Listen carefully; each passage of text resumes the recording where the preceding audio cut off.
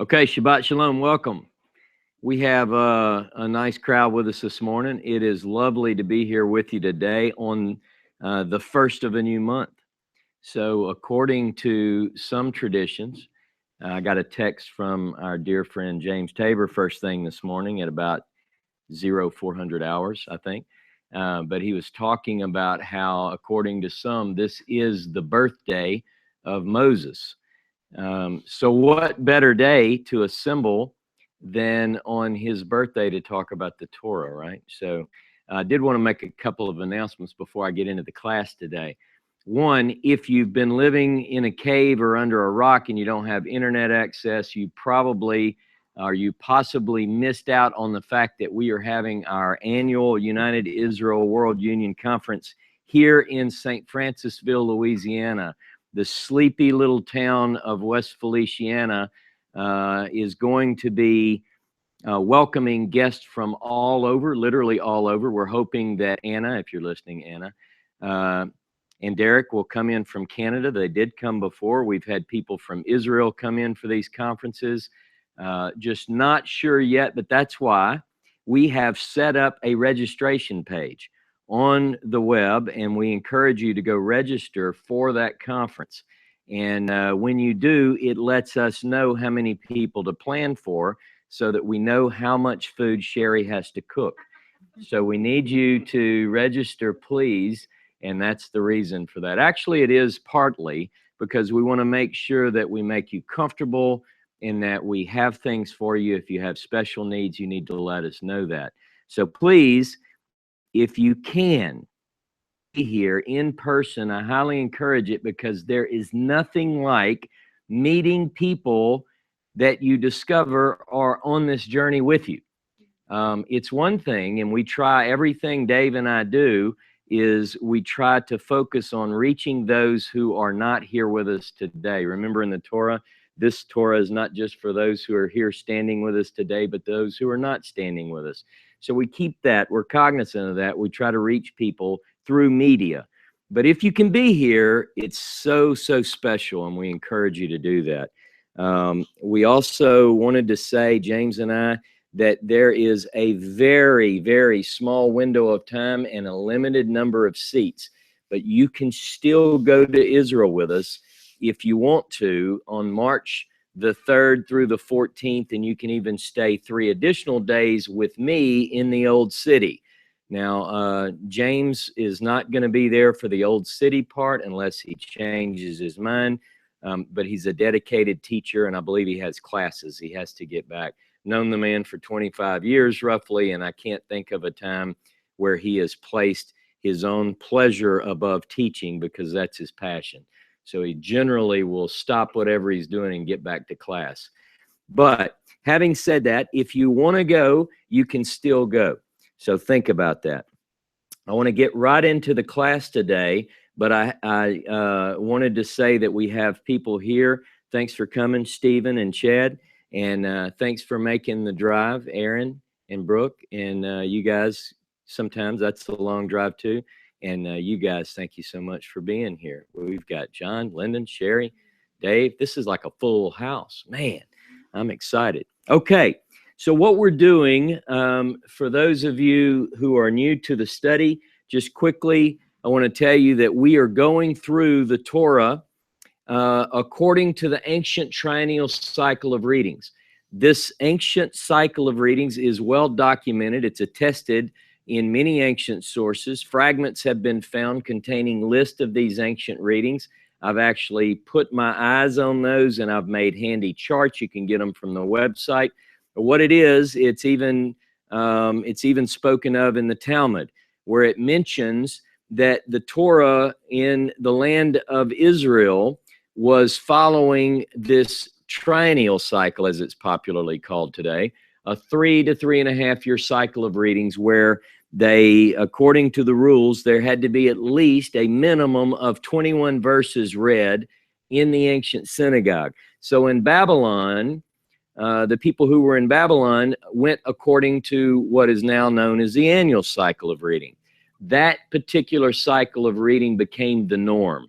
But in the land of Israel, in antiquity, 2,000 years ago, they would have gone through this cycle of readings. I elected this year to begin going through that cycle of readings because it allows me to go deeper into the text. It allows me to spend a lot of time during the week reading the actual section called a seder, a portion of scripture. It allows me to dig deeply. The result then, hopefully, is a more in-depth study of the words from the Torah for that particular week. So here's where we are. We are in the third of 3 ancient readings, which tell the story of a man named Noah. I have to do a recap because I need to connect some dots as we move into today's class. So if you think about it, Noah becomes a father of humanity in a way.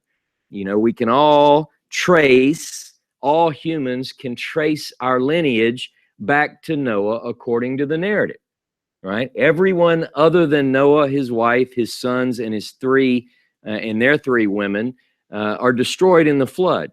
It makes it a point in the Hebrew, in the Hebrew Bible to stress that everyone else dies. So we've learned that when humanity reached its absolute lowest point, Noah, in Genesis 6:8, found favor in the eyes of Jehovah. Noah found favor. So it caused us to begin to think about that. And we wanted to look at how is it, or what was it that caused Noah to find favor in the eyes of Jehovah. But first, we're introduced in Genesis 6:18 to the idea that it's with Noah that God, Elohim, Jehovah, causes to raise, as it says in the Hebrew, his pact or his covenant with Noah. And later we read with his sons, and with the animals, and with the land. See, this ancient covenant, this one covenant, this is the covenant that's with the whole earth, basically. This is the one universal covenant in Scripture. So he causes it to raise with Noah. In other words, most translations will say he established his covenant. Well, that's pretty good if you understand in the sense of establish, cause it to stand upright, basically. All right, so then we begin to ask the question, why is it? What was it about Noah? I mean, do we have anything from the text that tells us why it's with Noah that he causes this covenant to stand?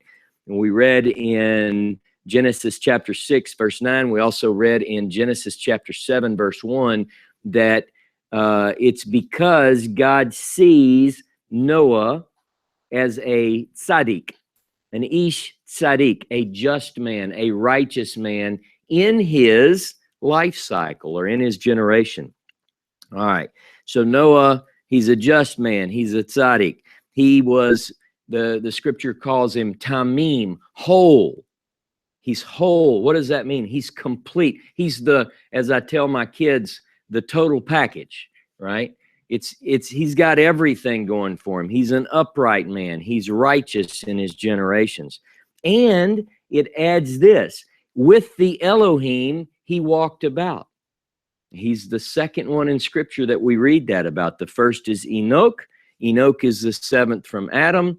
Noah is the 10th from Adam. Interestingly enough, they're from the same line. All right, I made a big deal out of that.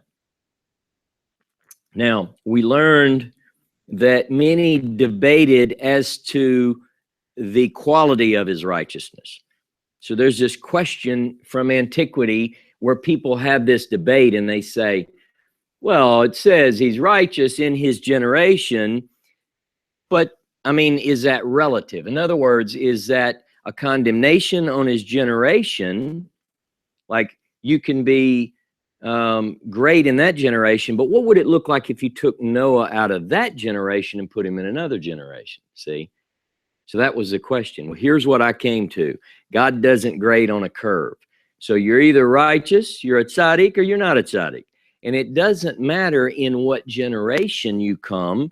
The idea is that in your generation, be a tzaddik, be a righteous person. Righteousness is something that we got into in a couple of the classes.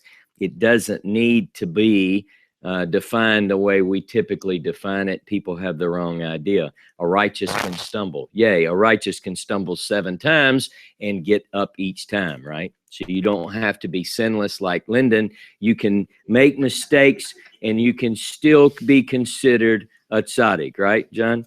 All right. So righteousness doesn't grade on the curve. In fact, in Ezekiel, in Yehezekiel, in the prophet Ezekiel, in chapter 14, there are 2 places in verse 14 and verse 20 where we kind of blow this out the water about was he just righteous in his generation?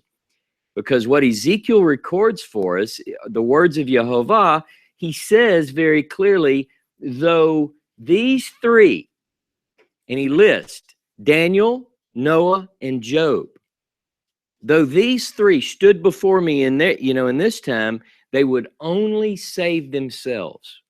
So the idea is that they are righteous on par with not being graded on a scale. In other words, it doesn't matter. Any generation, these 3. So I find that to be quite significant. I find that to be quite instructive. And I have one other thing. So that the idea, the argument that's picked up in some ancient sources about whether or not he's righteous or just righteous in his generation, I think I've solved that just by reading the simple text. Now, Christianity has this idea that they record a passage that I know off the top of my head, where it basically calls Noah a preacher of righteousness. And so what we get in our mind is this image that Noah is standing on the street corner passing out tracts. Do you know the Lord? Do you know the Lord? The flood's coming, the water's coming. You must repent, accept the 7 laws of Noah in your heart, or you're going to get destroyed by the flood. We get this idea that he's a proclaimer of righteousness, but interestingly enough, he never speaks, according to the text. There are no recorded words of Noah until this week. I'll talk about that in a minute. So we get this idea that the preacher of righteousness image that you have, take that and just sort of crumple it up and put it to the side.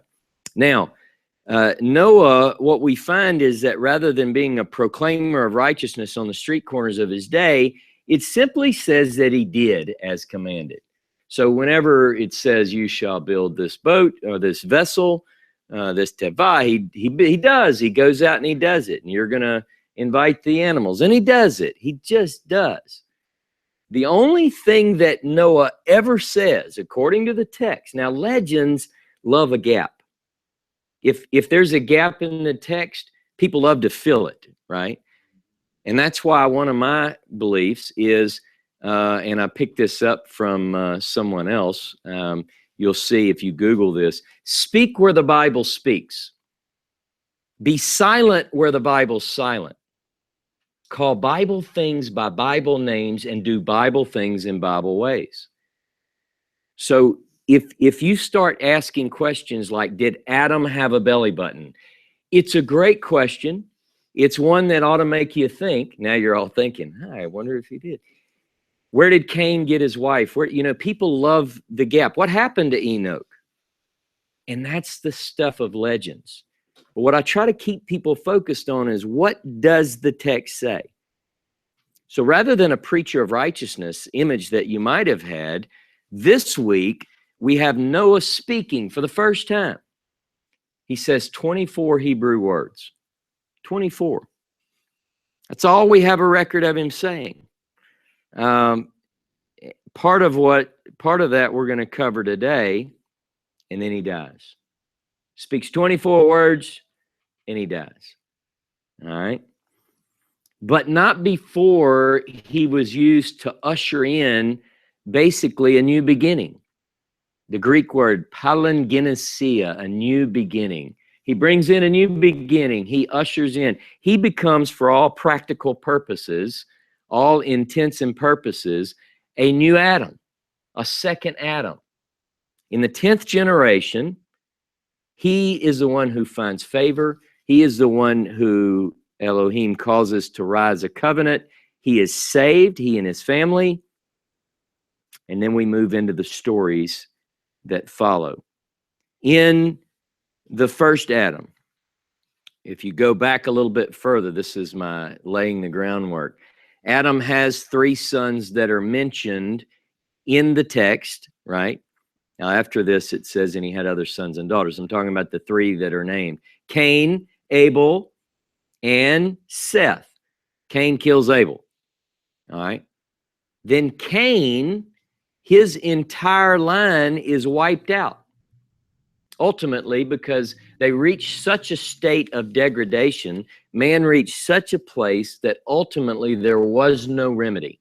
You'll recall that it says in Genesis, in these chapters that describe this, in Genesis chapter 6, that they reached such a bad place that every thought of the imagination of their heart was on bad all the day. Now that's pretty descriptive. Like every thought all the day. It's like you walk up, what are you thinking about? It's bad.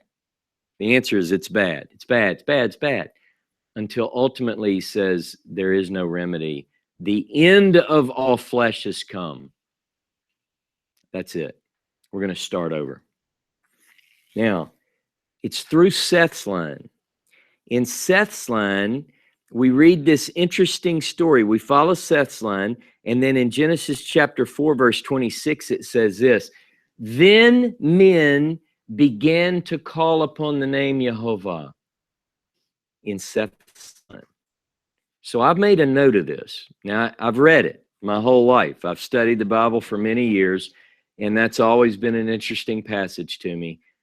But what I've begun to notice is what we have to do is follow certain clues in the text, because what they do is they lead us to follow this line. Here's a clue. When men begin to call upon the name, check that out. I'll make a point of that today too. Now remember this, you know this, that some in Jewish circles, sometimes when rather than pronounce the name, you'll hear people say Hashem. Hashem in Hebrew means the name. So I want you to remember this Hebrew word, Shem. Shem means name. All right? It's going to be important because remember, we're following the name. See, the name, the people of the name, it's very important. So Seth's line produces our Noah, the new Adam, the second Adam. Let's call him a covenant man. He's an Ish Tzaddik. He's a covenant man, a pack man. Well, okay, no, okay. But our story today begins with the end of the days of Noah. All right, the days of Noah are coming to a close.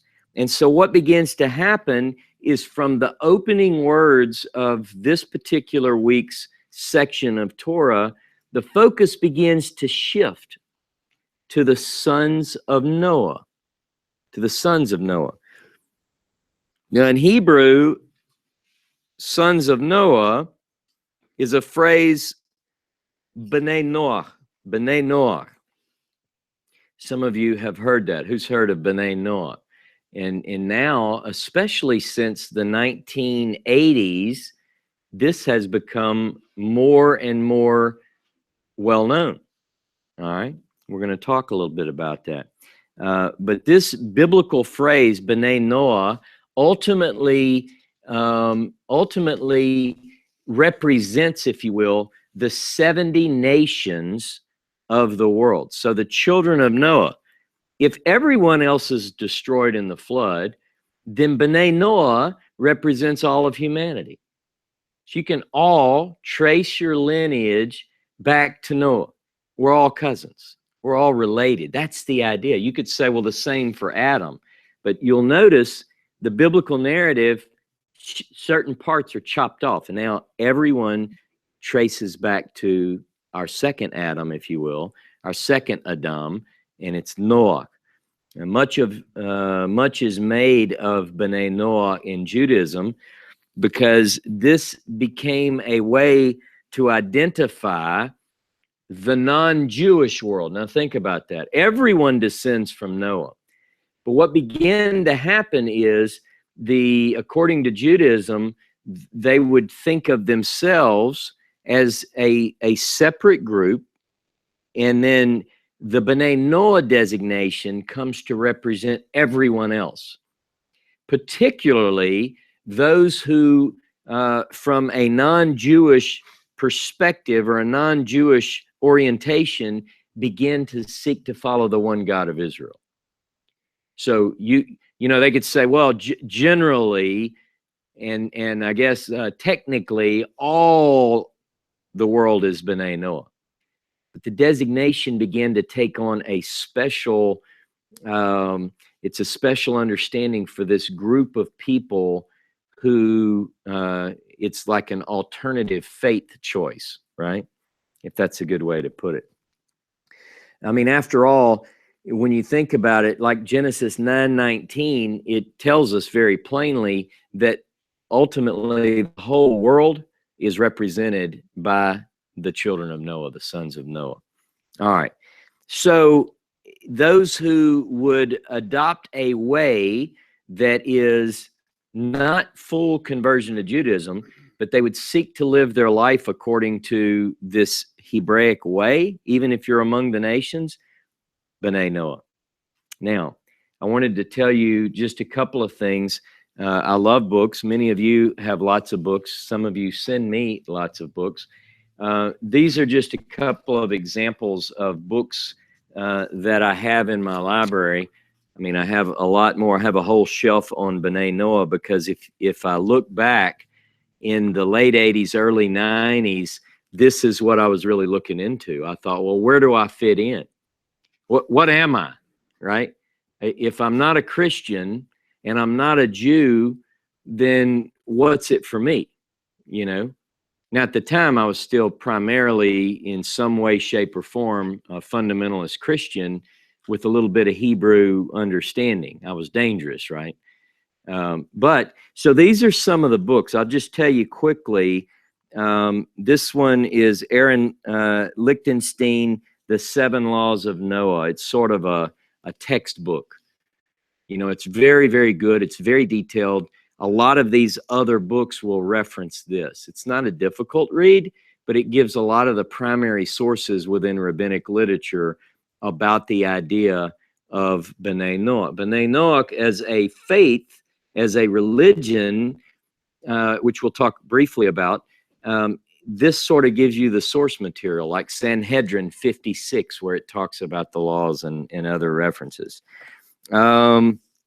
This is written by a friend of ours, Michael Dahlen, The Rainbow Covenant, Torah and the 7 Universal Laws. This is the most readable of the books. I would say it's the most concise, readable book on B'nai Noah. It's a very good book. It's entertaining. It just carries you along. So I'll put that plug in for. Now, look, I'm not like Oprah. When I mention a book, everybody goes out and buys it. But I have been known to promote some sales on Bibles and such. So if you want one. This is the image of the non-Jew in Judaism. All right. I'll be referring to this at some point, maybe in my class, again, because it has a lot of the sources. All right. So I wouldn't recommend buying that one. Just come stay with me for a couple of weeks. You can read it at your leisure. Great book. This one is by Elijah Ben Amozeg. All right. Elijah Ben Amozeg is this great scholar. He wrote, it's called Israel and Humanity. It was translated, I believe, from French. James can correct me. I don't have, I'm not going to look it up right now. But so there was, this one came across my path in the 90s. I read it. Great book. Okay. So there are some of these books out here for those that are interested in B'nai Noah. Now, as you know, I don't particularly like labels. So I don't classify myself, this is my faith, because we're going to talk about why, and we're going to get more into that in the coming weeks. But if I'm in a group of Jewish rabbis, for instance, and they're looking for a way to identify me, you know, people do like, what are you? Are you this? Are you that? A lot of times I'll say, in your definition, I would be considered B'nai Noah, right? Because I'm not Jewish. I follow Torah.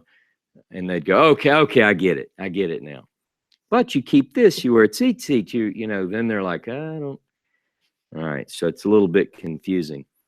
But according to this B'nai Noah idea, there are 7 laws which are incumbent upon all mankind.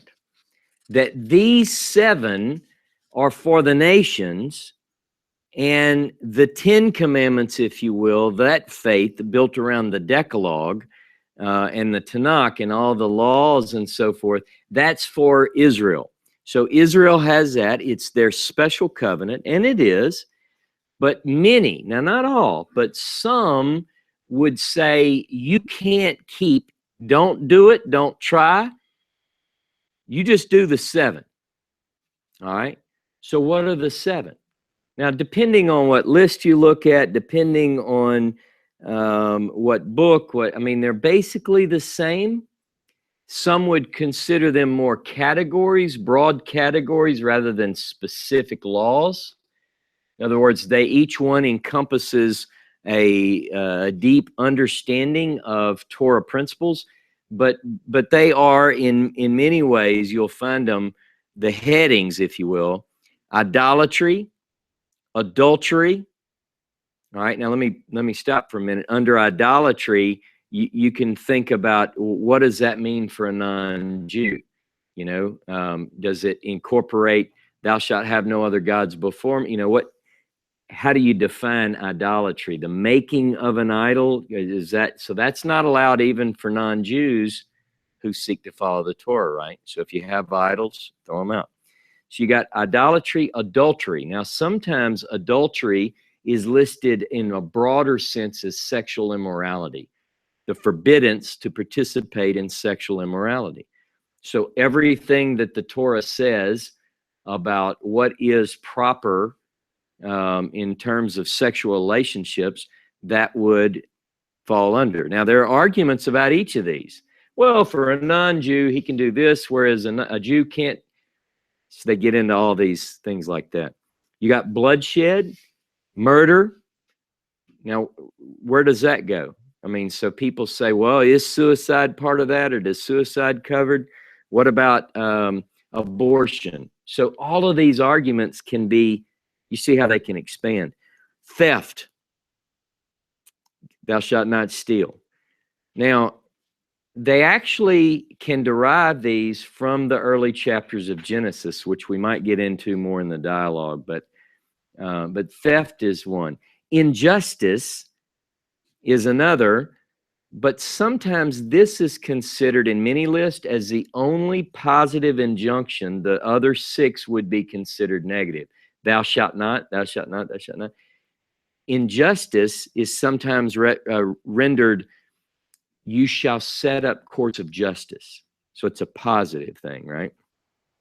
Blasphemy. And then my favorite, you ready for this? Eating the limb of a living animal. Eating the limb of a living animal. If you want to follow God's way, it's not appropriate for you to chase down a gazelle, or probably a slower animal, I don't know, a sheep, and rip off its leg and eat it. All right. Now, I know some people, I don't mean to offend, but I think I'm beyond that. I think I'm beyond that. And you would say, well, maybe some people aren't. Well, if they're not, they're a long way from biblical faith, right? But this idea is also expanded, I think, primarily because you sit down with most people and they go, oh, and you shouldn't eat the limb of a living animal. And people are like, oh my God, that's so crazy. And they go, well, I mean, it's also about kindness to animals and stuff. You're like, oh, okay, well, that's a little bit, why don't we call it be kind to animals instead of, you know, rip a leg off an animal. It has often been pointed out to me and others that Scripture doesn't technically go through this, like you go, well, where are the 7 laws? I mean, do I open up to Genesis 4 and find them? And so, because I can find the 10, Exodus 20, Deuteronomy 5, but there is no list of 7. Well, these are derived from the text. I'll give you one example. In Genesis, where God says to Adam, you can eat from all the trees of the garden, but you can't eat from the tree which is in the midst of knowledge of good and evil. You know, when they take it, right? What is that? It's theft, because they violate the command. They take which is not theirs. So they go through, some of these brilliant rabbis go through, and they will deduce from the text what it is that's applicable before the Sinai covenant. That's where these laws come from. So I'm being, you know, as I present this, I'm not making fun. These ideas are a way to derive from the text, because here's the idea. If you're looking at the Hebrew Bible and you say, the Hebrew Bible, and this is Elijah ben Amozeg's point, is there a universal faith that can be pulled from the text of the Bible? And if there is, how would you find that? Well, you would go to the stories in which God is dealing with people other than Israel, right?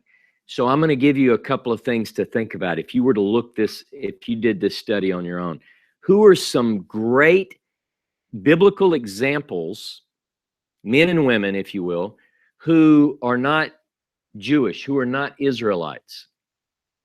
I'll give you a couple of examples. Abraham, Isaac, and Jacob. And you're like, what? Well, yeah, right? Because it's Jacob whose name is changed to Israel, and then from him is the nation of Israel. But the patriarchs are not Jews. They're not Israelites. Now, what about Noah? Absolutely. What about Enoch? Yeah, sure.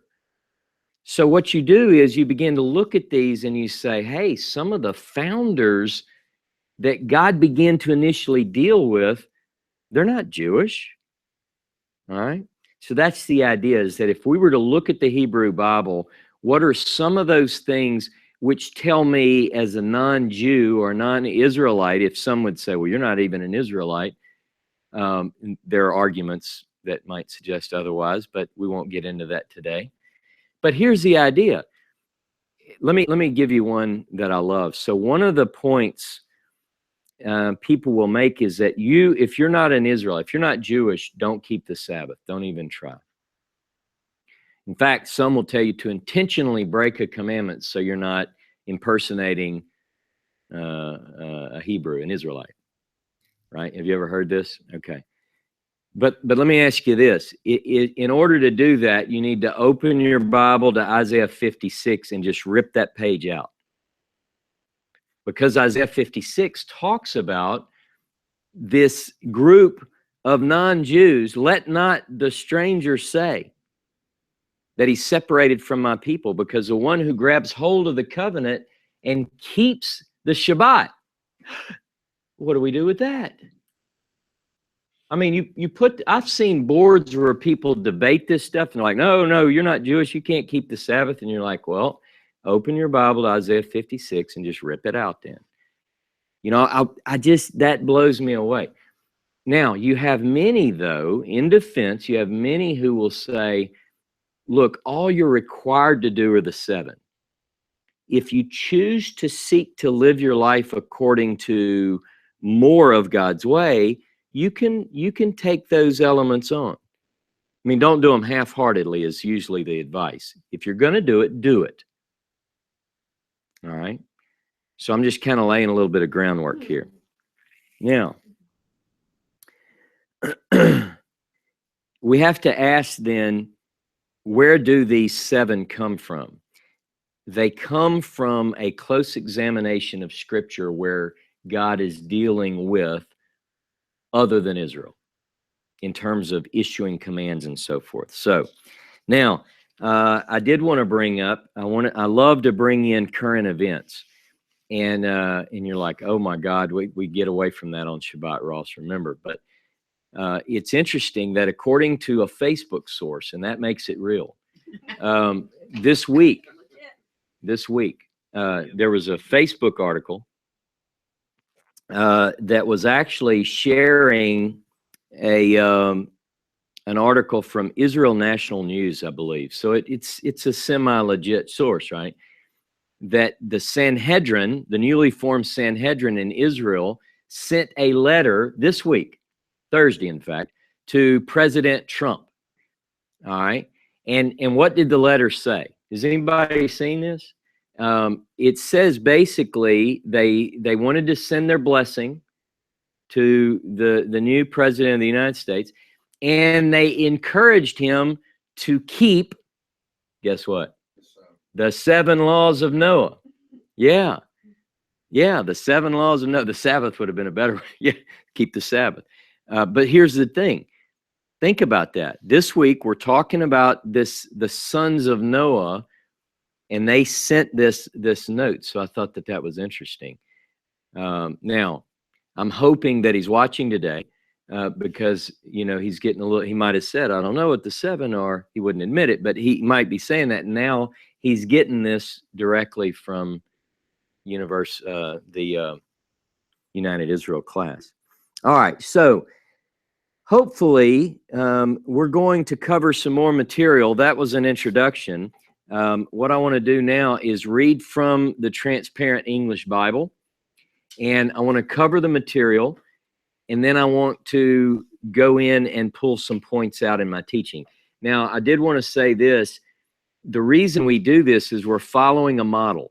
We're following a model that's put forth in Nehemiah, Nehemiah chapter 8, right, where the Torah is read before the people, and then there's an explanation.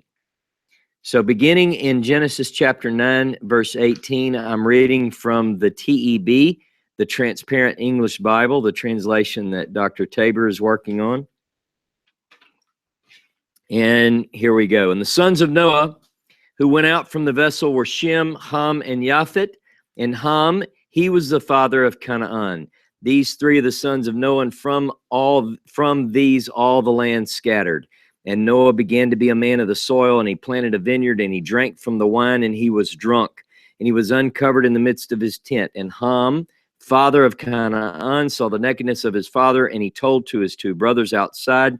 And Shem took and Japheth the outer garment. They placed it upon the shoulder of the 2 of them. They walked backward, and they covered the nakedness of their father, and their faces were backward, and the nakedness of their father they did not see. Noah woke up from his wine, and he knew what he did to him, his son, the small one. And he said, Cursed is Canaan, a servant of servants he will be to his brothers. And he said, Blessed be Jehovah, the Elohim of Shem, and Canaan will be a servant to him. Elohim will spread out Japheth, and he will dwell in the tents of Shem, and Canaan will be a servant to him. And Noah lived after the flood 300 years and 50 years, and all the days of Noah were 900 years and 50 years, and he died. These are the bringings forth of the sons of Noah, Shem, Ham, and Japheth, and to them were brought forth sons after the flood. The sons of Japheth, Gomer, Magog, Madai, Yavin, Tuval, Meshech, Tiras. The sons of Gomer, Ashkenaz, and Riphat, and Torgamah.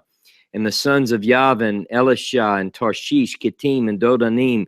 From these were separated the coastlands of the nations in their land. A man according to his tongue, according to their families, to their nations.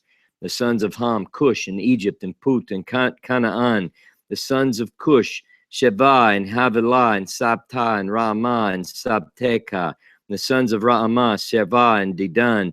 And Cush brought forth Nimrod. He began to be a mighty one in the land. He was a mighty one of hunting before the face of Jehovah. Therefore it said, like Nimrod, a mighty hunter before the face of Jehovah. The beginning of his kingdom was Babel, and Erech, and Akkad, and Calneh, in the land of Shinar.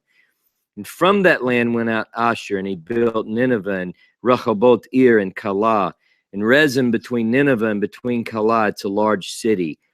And Egypt brought forth Ludim, and Anamim, and Lehavim, and Naphtuhim, and Pashurim, and Kaluhim. From there, Philistines went out, and Kaphtorim. And Canaan brought forth Sidon his firstborn, and Het, and the Jebusite, and the Amorite, and the Girgashite, and the Hittite, the Hivite, and the Archite, and the Sinite, and the Arvadite, and the Zamarite, and the Hamathite. And after were scattered the families of the Canaanite. The border of Canaanite is from Sidon, coming from Gerarward unto Gaza, coming Sodomward, and Gomorrah, and Admah, and Zeboim, and Lasha. These are the sons of Ham, according to their families, according to their tongues, and their lands, and their nations. And to Shem were brought forth also. He was the father of all sons of Ever, brother of Japhet, the large one. The sons of Shem were Elam, and Asher, and Arpachshad, and Lud, and Aram. The sons of Aram were Uz, and Hul, and Geter, and Mash. Arpachshad brought forth Shelah, and Shelah brought forth Ever. To Ever were brought forth two sons. The name of one was Peleg. For his days the land was divided, and the name of his brother was Yoktan. Yoktan brought forth Almodad, and Shelef, and Hazarmavet, and Yera, and Hadoram, and Uzal, and Diklah, and Obal, and Abimael, and Sheva, and Ophir, and Havilah, and Jovav. All these were the sons of Yoktan, and their sitting was from Mesha, coming Sephirward, the mountain of the east. These were the sons of Shem, according to their family, according to their tongues, in their lands, according to their nations. These were the families of the sons of Noah, according to their life cycles, in their nations, and from these were separated the nations of the land after the flood. And all the land was of one lip, and single spoken things, and they're pulling up stakes from the east, and they found a valley plain in the land of Shinar, and they sat there, and they said, a man toward his fellow, give note, let us whiten bricks, and let us burn them to a burning. And there was to them the brick for stone, and smear there was to them for smearing. And they said, give note, we will build ourselves a city and a tower, and its head will be in the skies. And we will make for ourselves a name, lest we be scattered upon the face of all the land. And Jehovah went down to see the city and the tower, and that the sons of the soil creature had built. And Jehovah said, look, one people and one lip is to all of them. And this they began to do. And now nothing is restrained from them of all that they plan to do. Give note, let us go down, let us mingle there their lip, that a man will not hear the lip of his fellow. And Jehovah scattered them from there upon the face of all the land, and they ceased to build the city. Therefore he called its name Babel, for there Jehovah mingled the lip of all the land. And from there Jehovah scattered them upon the face of all the land. These are the bringings forth of Shem. Shem was 100 years, a son of 100 years, and he brought forth Arpachshad 2 years after the flood. And Shem lived after his bringing forth Arpachshad 500 years, and he brought forth sons and daughters. Arpachshad lived 35 years, and he brought forth Shelah. Arpachshad lived after his bringing forth Shelah 3 years and 400 years, and he brought forth sons and daughters. And Shelah lived 30 years, and he brought forth Ever. And Shelah lived after his bringing forth Ever 3 years and 400 years, and he brought forth sons and daughters. Ever lived 34 years, and he brought forth Peleg. And Ever lived after his bringing forth Peleg 30 years and 400 years, and he brought forth sons and daughters. And Peleg lived 30 years, and he brought forth Ruah. And Peleg lived after his bringing forth Ruah 9 years and 200 years, and he brought forth sons and daughters. Ruah lived 32 years, and he brought forth Serug. And Ruah lived after his bringing forth Serug 7 years and 200 years, and he brought forth sons and daughters. Serug lived 30 years, and he brought forth Nahor.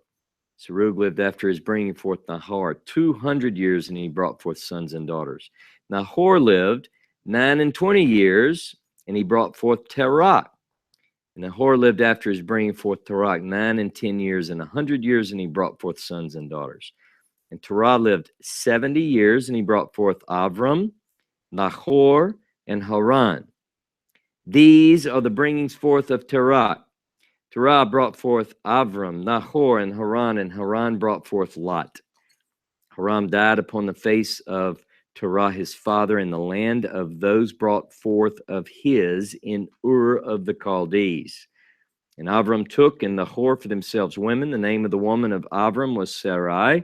The name of the woman of Nahor was Milcah, the daughter of Haran, the father of Milcah, and the father of Iscah. Sarah was barren. There was not to her a child.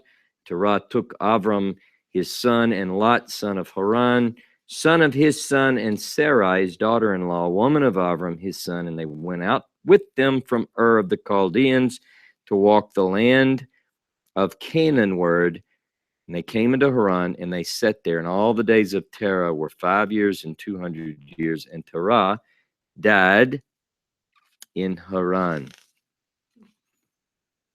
Whew. Man, some names, right? All right. So when you read that particular story, you'll notice several things. We're going to hit some high points, and then we're going to break into a dialogue about this particular reading. Story begins with the sons of Noah leaving the vessel. All right. We read immediately, unknown, soon thereafter, Noah becomes a man of the soil, plants a vineyard, drinks the wine, gets drunk, gets naked in his tent. And what happens? His son walks in and sees him. Ham. Now, when you think the little one, you know, I think we think of a child, right? But whether one believes the literal number of the ages in the Bible, you know, people are like, come on, man, you just read some crazy numbers there. Whether someone believes that, or the idea is that it's not a child. So we read in here that when Shem, especially the one that stands out because I just read this, he was 98 when he has Arpachshad, right? 2 years after the flood, it tells how old. So don't think, you know, this little Ham runs in and he's giggling at his dad. This is a grown man, right? That's the idea that I get from the text. So what happens is he sees and goes out and tells his brothers, and this is not good. Okay, so the brothers, Japhet and Shem, they take the outer garment and they put it on their shoulders and they walk backwards so that they don't look on the nakedness of their father, and they cover him up. And then basically, you know, we get into this story and we have a lot of questions. So I'm going to touch on some of these. First thing I want to bring up is, did Noah know what wine would do to him? You know, that's a question, right? I mean, we don't read of wine before this. So there's this, in Genesis Rabbah in 36:4, there's this comment where the rabbis entertain this, and they even suggest in one place that he didn't know, you know, or quite possibly he didn't know. Well, it's worth considering. Maybe he didn't. But the idea is that they use him in some ways as an object lesson on the dangers of intoxication, right? So I told people on Facebook basically that here's a good Torah lesson for all of us, even if you aren't into the rest of it, is go easy on the wine, right? You know, excess, you know, that's one of the lessons that the rabbis derive from that. But it's the rest of the story that sort of grabs my attention and makes me think about some things. So when Ham sees his father's nakedness and tells those outside, what exactly, because the point is made that they did not see their father's naked. You know, it's like Ham did, but they didn't. And they're described as going backwards very carefully, not to look. But what's going on here? Noah wakes up. It says he wakes up from his wine. And it says that he knew what the small one did to him. Now, this is where the stories go crazy. I mean, this is where, because I'm telling you, if there's a gap in an ancient story, somebody's going to say, let me tell you what happened. You're like, well, where'd you get that information? Hey, I'm just telling you what happened. You don't know, right? Well, it doesn't say. Well, let me tell you. So begin to get into all these stories. Now, I will say that there is reason. You can see the connection here, why some of these stories come about. Okay, but here's some of the speculation. Let's call it ancient speculation. There's one story that children under 12, put your hands over your ears, that he did things to his father. Now, where do they get that? Because to uncover one's nakedness, or that he did something with his mom. All right, because in Leviticus chapter 20, verse 11, to uncover one's nakedness means to have a relationship with, right? Now, so that's Leviticus 20:11. And then in 17, Leviticus 20:17, there's this idea that it's even worse. Not, it's like with this person. So you can imagine the stories. Now, the legends get worse than what I just sort of danced around. All right. So you have to say, I'm not sure what happened, but it could be. It could be that it's exactly what it says. And that's one option, at least, right? That he just walked in, he sees his father naked and goes out and tells his brother. Now, I'm not going to speculate. Maybe he's joking or laughing, look at Pops, whatever. It doesn't say any of that. It just says so then they are careful, and the text is careful to say that they didn't look at it. So I'm thinking that it might just be something as just like it says, right? You don't have to add, embellish the story. But whatever it was, now finally, we've been talking about Noah for 3 weeks, this preacher of righteousness that never preached. And he says 24 words. That's it. And the first one is cursed. The first thing out of his mouth in the text is cursed is Canaan. Cursed is Canaan. And we read that. Why? Now here's the question. Why curse Canaan? Ham is the one who saw the father. You would expect it to say cursed is Ham. So I've heard people talk about the curse of Ham. The curse is on Canaan.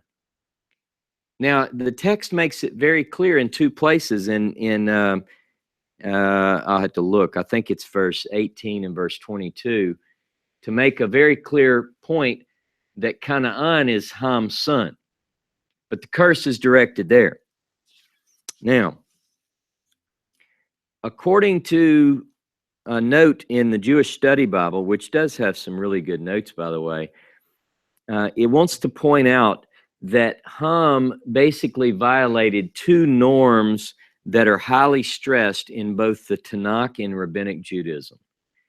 This is the crime. This is what he did wrong. And those 2 norms of behavior is this ethic of bodily modesty. This idea that you don't, you're modest, you don't undress, or you don't dress in a way that's inappropriate. Then the other is honoring and respecting one's parents. So in a sense, that's what the problem is. And it's really a grave offense. So when I read that note, I thought, that according to the text, that seems perfectly logical. We don't have to go other places with it. All right, so the interpreters do take some wild speculative trajectory on this story.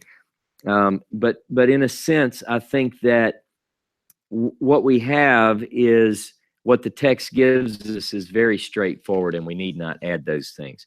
So here's what happens.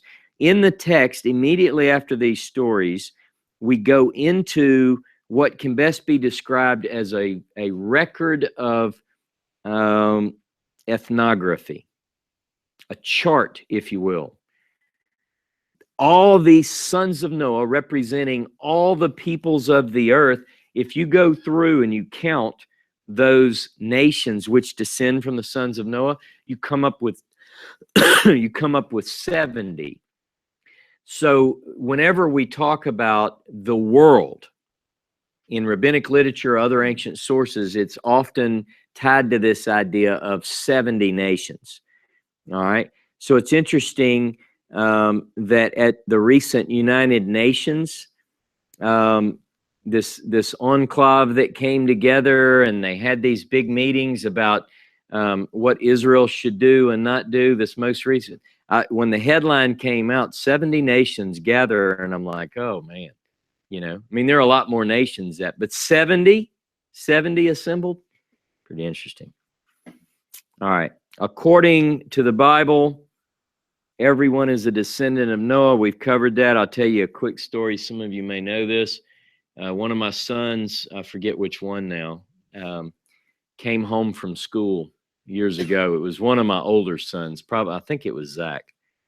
And he came home and he was sort of, you know, dragging his head. And I said, "What's up, man?" He said, "Well, do we have anybody famous in our family?" And I said, I don't know why. He said, "Well, everybody was talking about that in school today." He's probably like in second or third grade. And somebody said they were descended from Jefferson or George Washington, somebody, you know, really cool. And he was like, I didn't know what to say. And I said, "Well, tell them you have somebody really famous in your family." He said, "Really? Who is it?" I said, "Noah." He said, "The Bible, Noah?" I said, "Yeah." He's like, "Yes." So he couldn't wait to get back to school and tell them, "Man, I'm a descendant of Noah." And he told me later, he said they were very impressed.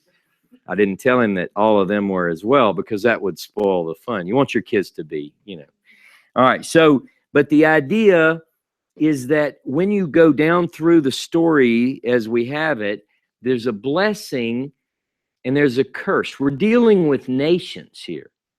Now, Shem is the one who gets the blessing, right? All right. Shem, if you list them in order of blessedness, you have Shem. Then you have Japhet, and his blessing is tied to his association with Shem. And then you have Ham, his line is cursed. All right. Now, here's the thing. Did you notice, we talk about ethnography, did you notice, like if you read the list of Ham's descendants, it's like every biblical bad guy comes from Ham. I mean, it's almost, you're like, really? Are you kidding me? Here's a few names for you. Nimrod, all right. You got Ashur, Nineveh, Assyria, Nineveh. You got Egypt. They were the bad guys, right? Now, I know in Isaiah 19, ultimately, Isaiah, you know, talks about this. They're not always bad. I'm just telling you. How about the Philistines? You ever heard of those guys? Guess where they go back to? You got it, Ham. All right. I mean, it's just, look, if you go through, let me look at chapter 10, verse 15. Here's an example. 10:15. See if you know any of these guys.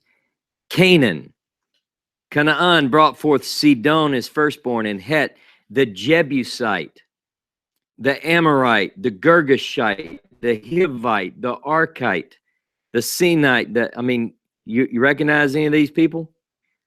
It's like every biblical bad guy can trace back to Ham. Not all, but you get the point. You just kind of associate this. Whenever, you know, and when you think about it, it all traces back. The story begins with Noah drinking too much wine. So that's the point. Don't drink too much wine. Shem, however, is the line that we're now going to focus on. Now, through Shem, we have someone who's called Ever. Now, how many of you have heard the word Hebrew? All right. So many linguists will associate Avram is first called a Hebrew in Genesis 14, which we'll get to in a couple of weeks. So I'll just make the point here. Some will say, well, what does that mean, the Hebrew? I mean, some suggest that it means the one who came, that crossed over, because the word avar, the verb avar, means to cross or pass over. But there's also this line here that's tied to the same root. So it could be the one who descended from Ever. His line is quickly covered. Shem's line is quickly covered in the end of chapter 10, but detailed after the story of the Tower of Babel. Tower of Babel. Interesting story. Everybody is of one lip and one set of words. Everyone can talk, but the story as it unfolds, they're up to no good. Now, what is it that leads to the scattering and the confusion of lip? Because they're going to build a city, they're going to build a tower, and the top reach the sky. They're getting along, it seems. What caused Yehovah to react the way he did? Because he says, basically, I'm paraphrasing, that, now they're of one language and this is what they've done. There's no end to what they might do. It might be, and this is based on just a simple reading of the text, it might be that they seek to make a name for themselves. Now, this is my understanding. I speak as a man. And when I read that, some of you didn't catch that. So when I read that, I think about we're tracing the name. We're tracing the name. Then men begin to call upon the name. And we've got this group who seek to make a name for themselves. And God comes down and he scatters. I think that is one of the points. But then the other thing that stands out in this story is that we get this etiology for the word Babylon. In other words, what is Babylon? What does it really mean? Babel, Babylon, it's associated with babbling tongue. It's like there he babbled the babblers kind of thing. It's the idea that they're confused. Language is confused. This ultimately, the mingling of the lips, the confusion of language, one day, this will actually be reversed. Look with me, if you will, to Zephaniah. Zephaniah chapter 3. Zephaniah chapter 3, verse 9. Get my Bible warmed up here. Zephaniah 3, verse 9, and it says this. For then I will turn to the people a pure lip, and they will all call upon the name of Yehovah to serve him with one accord. Something happens in Zephaniah 3 where all the people can call upon the name Yehovah in one language. Now, I can speculate. I think that that's going to be Hebrew, so you might as well get ahead. When I get back from Israel, we're going to do some Hebrew courses. Anybody that wants to learn, you can get a jump on it. There's a calling on the name, a reverse of the curse. Everyone calling on the name. Look, go with me to Micah chapter 4. Micah chapter 4. Now, this is also covered in Isaiah chapter 2, but Micah goes further with it. I like Micah's version. Micah 4:1. But in the latter days it will come to pass that the mountain of Jehovah's house shall be established on the top of the mountains, and it shall be exalted above the hills, and people shall flow unto it. Many nations, many goyim. Let me check that in Hebrew. Make sure I didn't say. No, it's, goyim rabim. Many nations shall go and say, come ye, and let us go up to the mountain of Jehovah, to the house of the God of Jacob, and he will teach us of his ways, and we will walk in his paths. Who, by the way, is doing the teaching? You just have to read that. He. All of my children are taught of Jehovah, right? And the word of Jehovah from Jerusalem, and he will judge between many people and will decide concerning strong nations afar off. They shall beat their swords into plowshares, their spears into pruning hooks. Nation shall not lift up sword against nation, neither shall they learn war anymore. But they shall sit every man under his vine and under his fig tree, and none shall make them afraid, for the mouth of Jehovah of hosts has spoken it. Now listen to this. For all the people walk every one in the name of his God. We will walk in the name of Jehovah our God forever and ever. This is strange. Interesting. We will walk in the name of our God. All the people walk in the name of his God. Now, let me show you something else. But look at Zechariah 14:9. Because see, by the way, the people are there to learn. So I think ultimately, and we're going to look in a minute at Zechariah 14:9, ultimately they won't be calling on other gods' names. But in the interim, there might be some period of time, like right now. That's what's going on. Until from one end of heaven to the other, from the rising of the sun to the setting of the sun, they will know the name Jehovah, that he is Elohim. Zechariah 14:9, and Jehovah shall be king over all the earth. In that day shall Jehovah be one and his name one. This is one of my favorite passages because it's a universal Shema. In that day, Jehovah will be one. He's going to be king over all the earth. He'll be one and his name one. So that says that ultimately, Zephaniah 3, he'll convert the lip so that everyone can call on that name. See, they'll all know the name of God. All right. We've been following the Bible's bringings forth. Bringings forth. It's almost like clues in the text. In Genesis chapter 2, verse 4, the generations, the bringings forth of the heavens and the earth.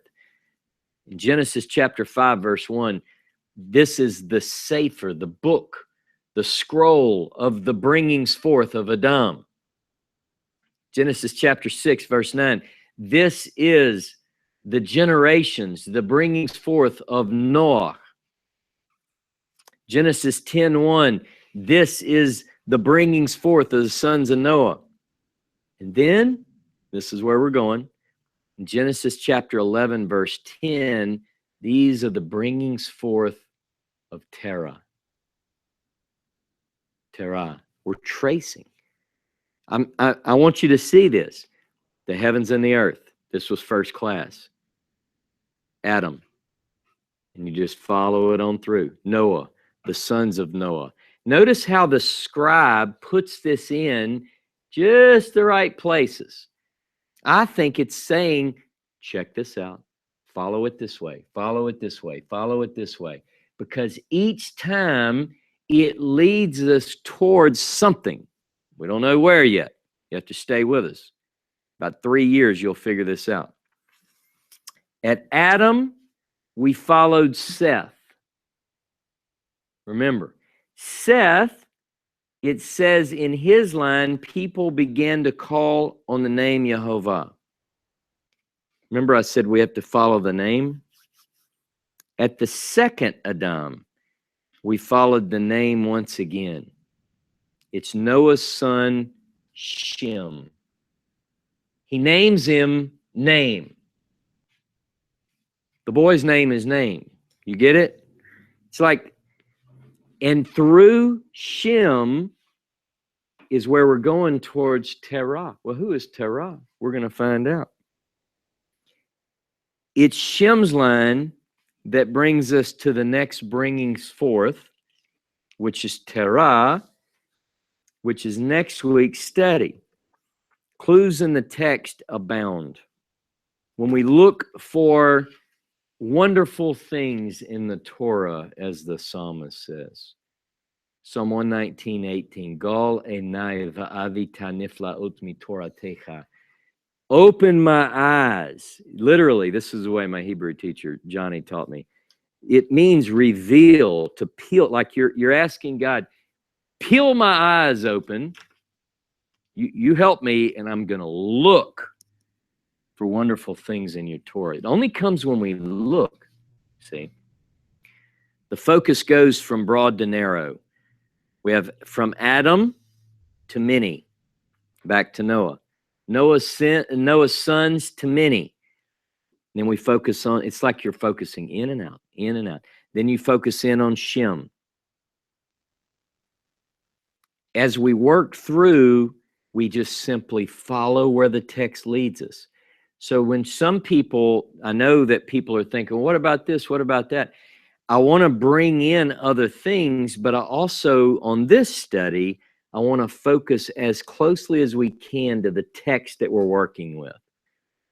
It's like it's falling in love again. It's reading a letter from a loved one all over again. Get into the text. Truly, truly open it up. Next week, we begin with these are the generations of Terah, who brings us a man who is briefly mentioned today. His name is Avram. And I can't wait to get into next week's class to talk about Avram. But that concludes today's review of the reading. So Shabbat Shalom. We'll take a few minutes and we'll come back around the table and we'll discuss these things. So feel free to join us on the chat, and we'll be at the table in a few minutes.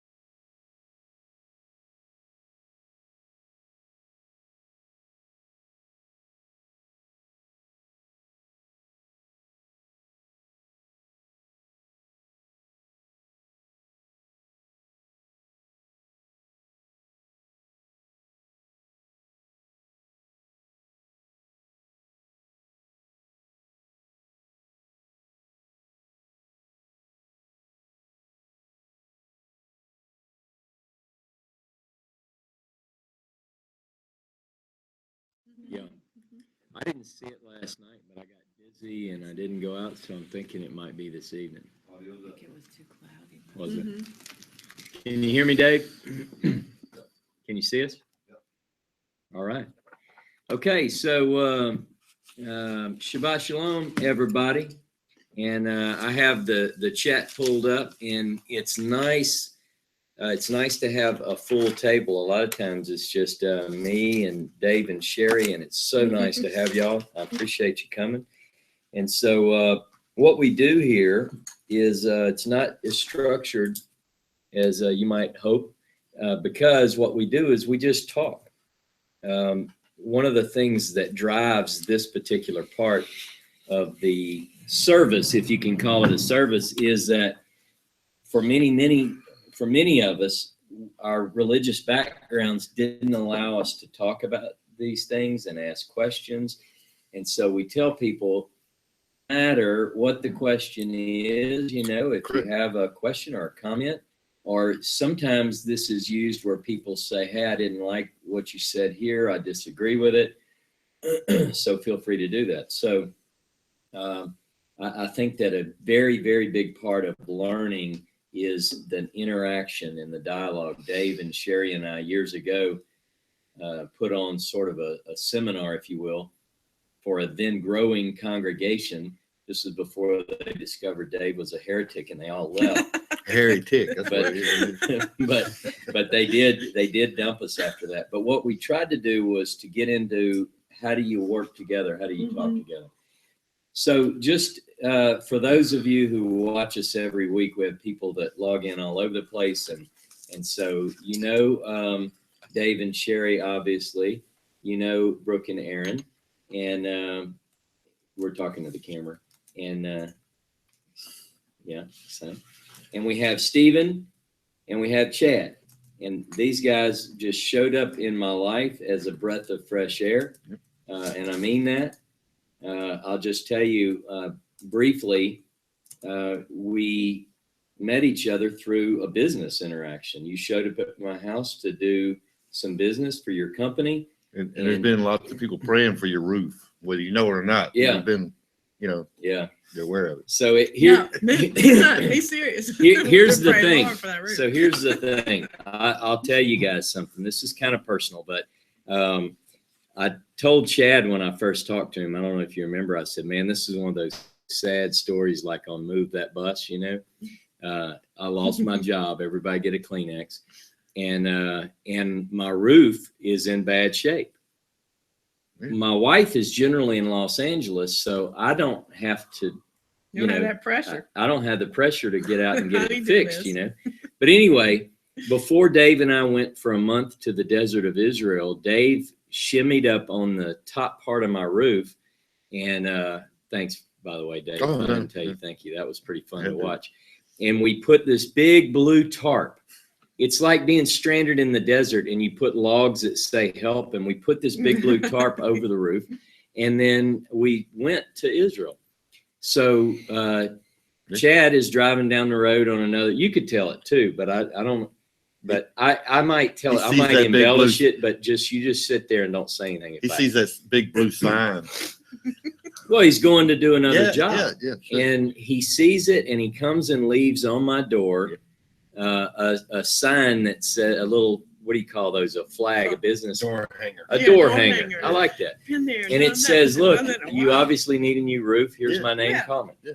So I got home that Friday or whatever, and it was very, very late. And so I didn't call, and I decided I'd call Monday. So I called Monday, and I talked to Chad. He said, I'll be there. So he came out to the house, and what I remember is that as we're walking around, we're talking business, and you said, when we finish with this, I have some questions for you. And I'm thinking, because you paused just enough, and I'm thinking, I wonder what kind of questions, like when did your roof start leaking or whatever. And he said, about Israel.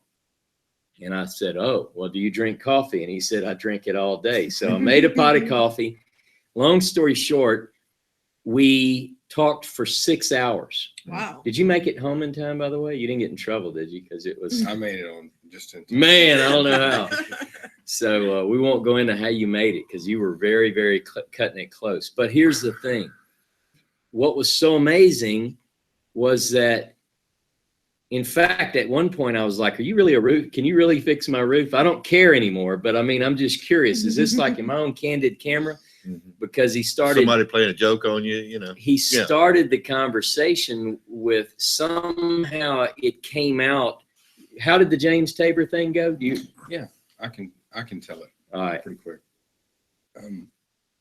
Well, part of this is since the faith that I think it's come clear we're all involved in it at some stage. Yeah. Is so different to how we were raised or everyone we know, if they're not of some type of Jewish descent. Yeah. So relationships have been affected just from what you have shared with me. Mm-hmm. So I wanted to always, if I was going to ever have this conversation, which at that point I'd never had with anyone other than someone that I knew closely. Stephen. Yeah. That's the only person that I'd ever really had a real in-depth conversation about it, because I'm not talking for you, but we had come to a lot of the same conclusions separately. And didn't know. And we met through kind of business or whatever, and we've always just had a close relationship. It is very odd. I mean, I've always felt like we were close regardless. We could go a month without talking to each other. We could go 6 months without talking to each other. But whenever we talked to each other, it was like we were right back. Yeah. He moved away. He came back unbeknownst to me. We had lost each other's numbers with the way technology are. I got a message from a family business that he knew me and how to get in touch with me. I called him. We had a brief conversation, and I just, at the end, I said, how are you doing spiritually? What's going on? That's when he said, well, you don't want to know where I'm at. I said, and I just basically told him. Because you had both come from a fundamentalist type Christian background when you first knew each other. Sure.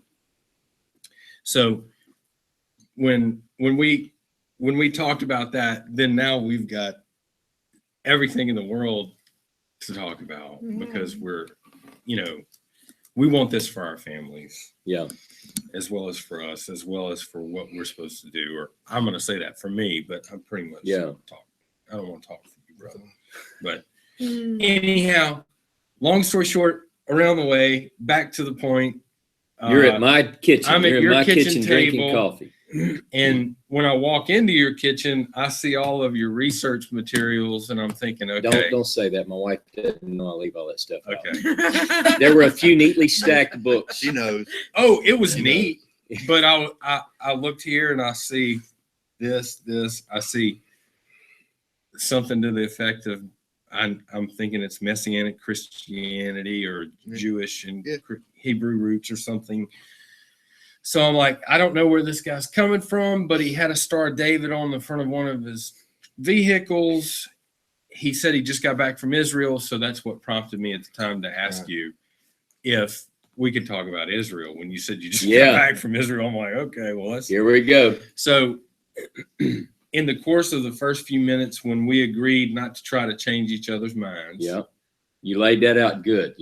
You just wanted to make sure we weren't going to. And let's you didn't know where I was at. I didn't know where you were coming from. I didn't know if you were going to just, this wild redneck out in the middle of St. Francisville. If you said something against his, you're going to pull a pistol and tell him to get out. Yeah, I get it. So, he's still trying to get a roof job. Yeah, you don't want to scare off a client. Yeah, I mean, Oh yeah, that too. Yeah. So, basically, we both agreed, and I felt very confident that you meant what you said, and we were going to have a good discussion. And I don't think you had told me 2 or 3 sentences when you said, well, I've been leading Israel, and I wanted to know about Israel, but you said, well, my buddy and James and I from Charlotte just got back, and I said, I said, Jim Tabor? Because I thought, I said, he goes, well, James Taylor. I said, you mean chair of the religion department at University of North Carolina, Charlotte, that James Tabor? And you were like, yeah, that's my best friend. Yeah. I got text messages coming in. Yeah. So anyhow, that was how we got to know that we probably agreed. From that point, I knew from an academic standpoint, I knew nothing about James Tabor other than what big time programs that I had seen him on Jesus or early Christianity. I've seen a few of those things, but I really had never found any of this type of study that he had been involved And I got in. up at some point to get coffee, and you saw I had tzitzit, and that opened up another question. Said, are you a Karaite? Yeah, and you said Karaite, and I'm like, man, this guy knows about Karaites. And something else came up, and you're like, yeah, Nehemiah Gordon. And I was like, yeah, Nehemiah Gordon. And you mentioned his book, and I said, yeah, that's based on an article I wrote, and Nehemiah is a friend of mine, and you know this. But it was so intense for 6 hours. Right. Like both of us were like, oh, I'm sorry, I didn't mean to interrupt. No, you talk. No, you go. And it was just, I mean, it was one of those meetings. And you told me about Stephen, and you said, man, I've not had anybody to talk to other than Stephen, really. And I mean, we learned a lot about each other in just 6 hours. Now, here's the thing that hit me. And I may have mentioned this the other day. Go ahead. It wasn't other than Stephen. I said until Stephen. Yeah. You know what I mean? Oh, yeah. I mean, I had been like 5 or 6 years into this, and until Stephen and I had the phone call that day, I kind of was like, am I just on my own with all this? Or, am I going down this road just because I don't want to be involved in church, or I don't want my kids to be involved in that? Where is this coming from? So I had to research it that way. But until Stephen came along, that was the first indicator. And then miraculously, how the blue tarp led us to you, because he and I have been considering, are we supposed to convert to Judaism? Or are we going to be Karaites if we do? Yeah. If we ever want to make Aliyah, how are we going to do that? Can you do that without that? Or what do we need to do that? Or we're going through all this. How are we going to learn Hebrew? Do we need to get involved in such and such? And then when I got home that night, I just texted him and I just said,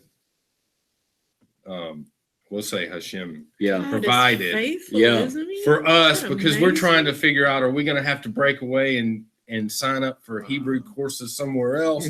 I said, we've just been given the resources to learn everything we need to know in regards to that. So if I talk too long. No, this is what it's about. This is exciting because this brings fresh life in, because here's the thing. Whenever, like, I mean, obviously I pray, hey, you got to help me with this roof thing. I just, I mean, here's what I'm thinking. Nobody cry about the roof. Don't worry about that. Here's what I'm saying. I think sometimes things happen in our life that if you look, have you ever had a dream where in the dream there's an alarm or whatever, and you realize, wait, that's not a dream, that's my alarm going off, and things connect. So the fact that we put a blue tarp up, if I wouldn't have put a blue tarp up, you would have never seen it. Look, if my roof wouldn't have went bad, we wouldn't have put a blue tarp up, and I wouldn't have met. I guess, how far back do you work this dream? And that's what's so amazing, because here's what happens. I think that all over the place, there are so many people who are crying out, who are saying, you got to help me. Yehovah, I don't know where to turn. Everything that I grew up with is being shuffled, and I don't know where I fit. I don't know who I am. Am I people are saying, am I a lost Israelite? Should I convert to Judaism? Should I become a B'nai? No, you went through all these channels. Yeah. Oh, I have to learn Hebrew, but Or- how do I learn Hebrew? Or like us, we were at the end of we had given the church, Christianity, our last good, thing. And we were at the point of where this just said, there's something wrong here. Yeah. And oddly enough, Chad, through business, we found out about Ross. One of our clients, we were doing horticulture work for her, and she says, there's this guy doing this Bible study. Y'all just need to come. And she kept inviting us. And that's how we found out about Ross. And it was through business. So it's amazing, the connections. Here's the other thing. Let's not lose sight of this. A lot of people get into an intellectual pursuit, and they lose sight of the fact that behind the scenes, there is what we call the Yad Tovah, the good hand of providence. Look, what are the chances? I mean, seriously. I mean, what are the chances that this meeting happened at this time? I mean, you do the math. I can't even. I slept 1 hour after the day I met you. I could not sleep. I mean, I cried, I prayed. I was like, oh my God, I can't believe I met somebody for the first. I mean, you didn't know me from Adam. You had never met me. And you don't live in my town. You live an hour from here. The fact that you happen to be there. Now, look, let me say one other thing about how we have to be patient and depend on God. The worst thing the only thing I didn't want to do Monday was talk to a guy about a roof. You know why? Because I want to go read my Bible, and I want to read it here. I was and when you told me, I'm being straight up, you said, look, I can get there about 11:30. I'm thinking, my God, man. The whole day. That's my whole day. I'm going to have to talk to a guy about a roof the whole day. That took 17 minutes probably. That was the best meeting I ever had. That was a good business meeting. You're an excellent businessman. But look, quickly we said, oh my God. So here's the thing. We're into an intellectual study. We're into things that, we're studying linguistics, we're studying geography, archaeology, we're reading the text, we're doing all these things. We're finding and discovering things that we thought were right that are wrong. But behind all that, forget that. Yehovah orchestrated a meeting between two people, which is now turned into three, which is now, I have no idea. All I can say is that Jeremiah 15 comes to mind. It's a text that James and I often talk about. Jeremiah reaches a place where he's like, I'm all alone. And one of the things that Jeremiah says is, I went to get a drink of water. Jeremiah 15, I'm paraphrasing. Water. And I found a dry riverbed. He's saying basically that God failed him. He doesn't get to hang out with his friends. People think, oh, Ross, you have a lot of friends. I have acquaintances, but, people are scared of me. I don't really have other than the people at this table and a few online. But I mean, like people I can call like right now and go, hey, let's talk. Because my life is on a different course now. It's dedicated in the pursuit of truth and justice and righteousness and understanding. But here's the thing. God tells Jeremiah, if you draw the precious from the worthless, you'll stand for me and you'll be my mouthpiece.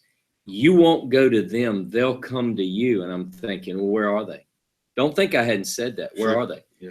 So when I met you, I said, man, this is a breath of fresh air. But it's years in between. I get a call from Jamie and Aaron. That was a breath of fresh air. You guys show up. Look, I'm on fire. I'm telling you, you couldn't beat me out of this now. Because as I meet more people who go, I just read my Bible. I was sitting in my home and something didn't ring true. Stephen, you mentioned something just made me question. What is it? What, Oh, no. It was Paul. Well, Yeah. you were I an didn't know that. associate I didn't- pastor, and you asked the pastor what gave Paul the authority to say these things. Oh my God, Stephen, you can't say that. Ooh, you I just, had- so what made Paul any different than me? Oh Yeah. You man. know, I mean, He's a troublemaker right there. I'm Yeah, I telling can see you. this. No. So, but just- you had questions are, about we all Paul. right. That's kind of where the angle I started coming from, and then so I started researching that. Paul and his writings and things like the that. Damascus Road experience. And, And so it kind of transpired into this.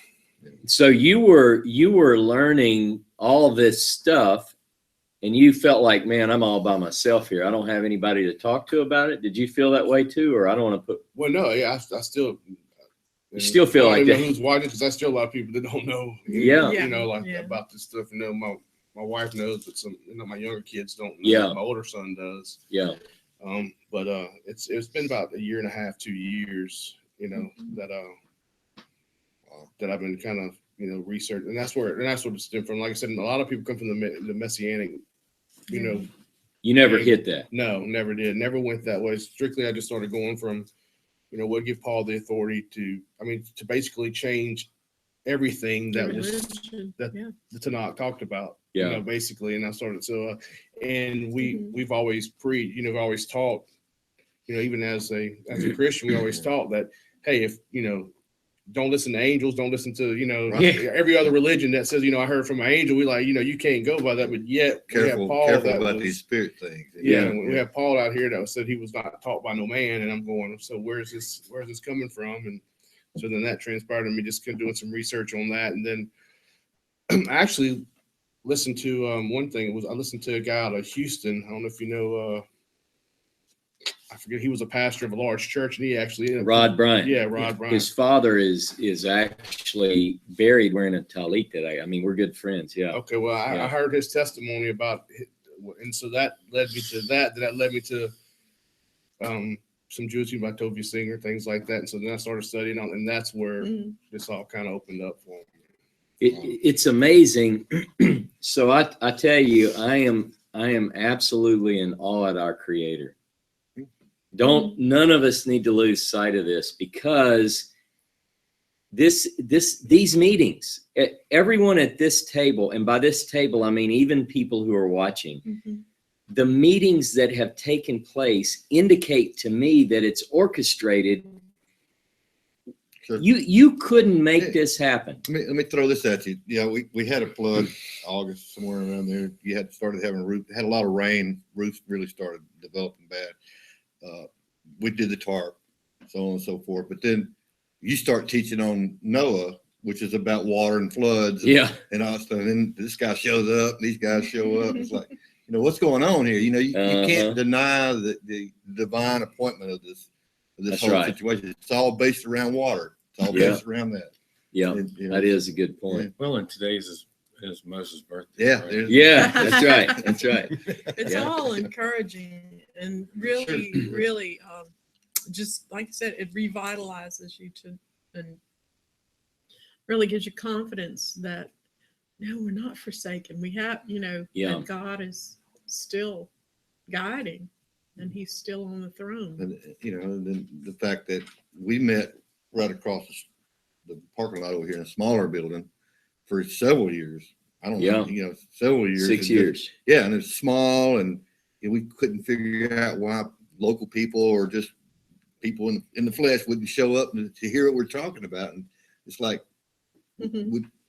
finally, it's almost like that movie, you build it, they'll come. We even said that. This building opened up, and we worked on it to get it hospital to where you didn't feel like you were in a recording studio to come hear the word. So it's just working out. People are coming. Well, and I look back over the last 8 months. Yeah. And I can't hardly keep up. No.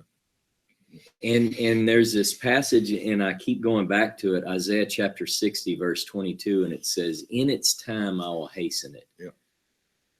What is amazing, don't forget, what's amazing is you guys are working together, you're studying, you're pouring your soul into this and you're saying, I don't know, how do we learn Hebrew? How do we, and then across In South Louisiana. Yeah. Yeah. And that's something. I mean, And Jehovah hears your cry. really.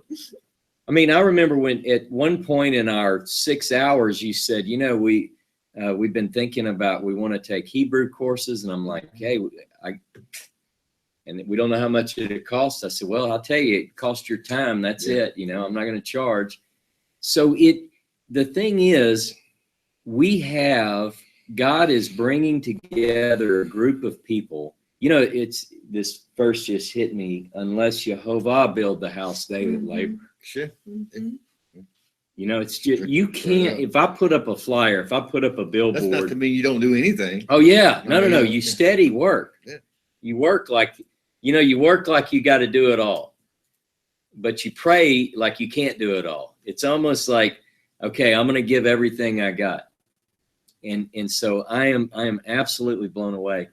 I think, the thing about working through the Torah, it's essential because our people, whoever that is, right? That's not the subject today. Our people are starving. And I think about Ezekiel, and Ezekiel, one of the things that he says is that he's given this vision, the valley of dry bones, and he's asked, can these bones live? Can these bones live, son of man? And he said, you know, Lord. And he said, prophesy to the bones. First he tells him to say to the bones, hear the word of Jehovah. I have stood in that synagogue, pointing the right way, in that synagogue, and I have stood in that building, and I've stood in my yard, and I've called out to God, and I've said, I want these people to hear the word of Jehovah.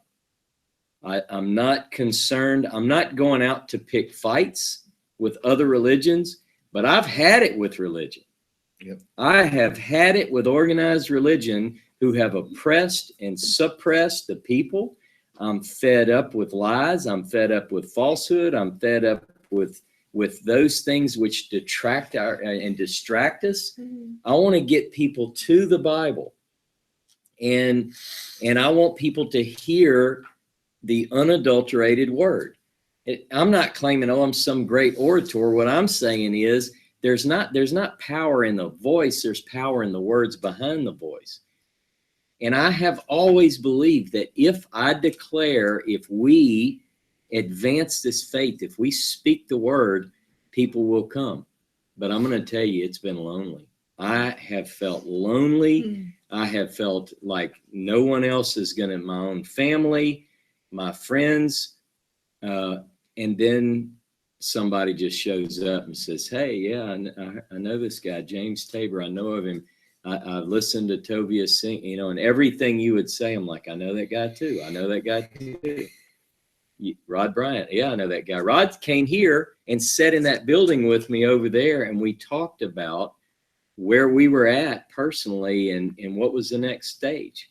His family is from here. Right. Yeah. Oh, it is. Yeah. Each of these stories are beyond human capability to pull off. Mhm.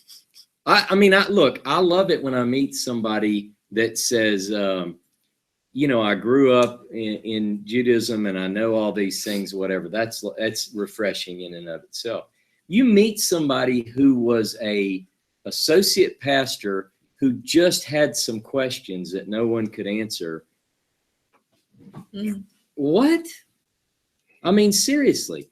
But everybody listening has one of these stories. And one of our viewers here points out, I am so thankful for this online fellowship because there are many of us scattered with no fellowship and no one at the level we are at to discuss things with. This is really blessing me today. Yeah.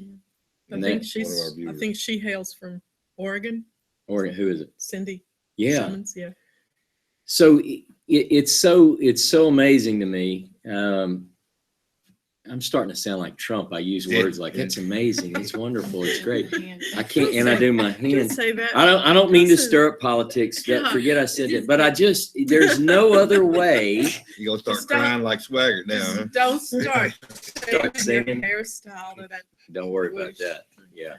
So I think one of the most powerful things, it really is when you think about it, the orchestration of events. There's a beautiful story in Genesis 24 where the servant of Abraham is going to get a wife for Isaac.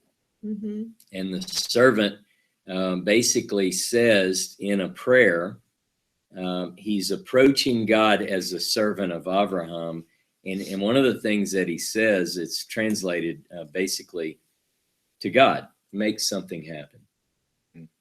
Now, those that know me know that I actually start my day. You know, people have formal prayers that they pray. When I get up, when my feet hit the ground, this is something I say. Yehovah, make something happen today. Now, some people might not. Everybody's got their own way to talk with God. For me, I want to see. I don't need to see miracles like some people, but man, something like this. This is what I call an answer to prayer. I told you. I said you're an answer to prayer. And I told you the same thing. Well, the next morning I wrote you back. Yeah. Yeah.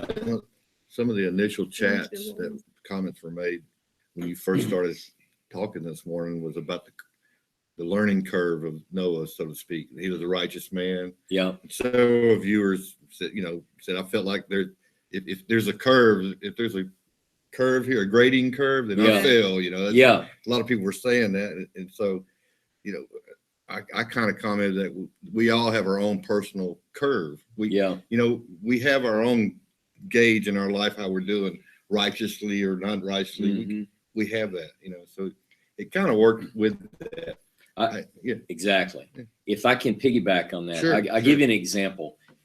Someone that I love, a very good friend of mine who is a popular person in, call it Torah, whatever, faith movement or whatever, not a Christian, not a Jew.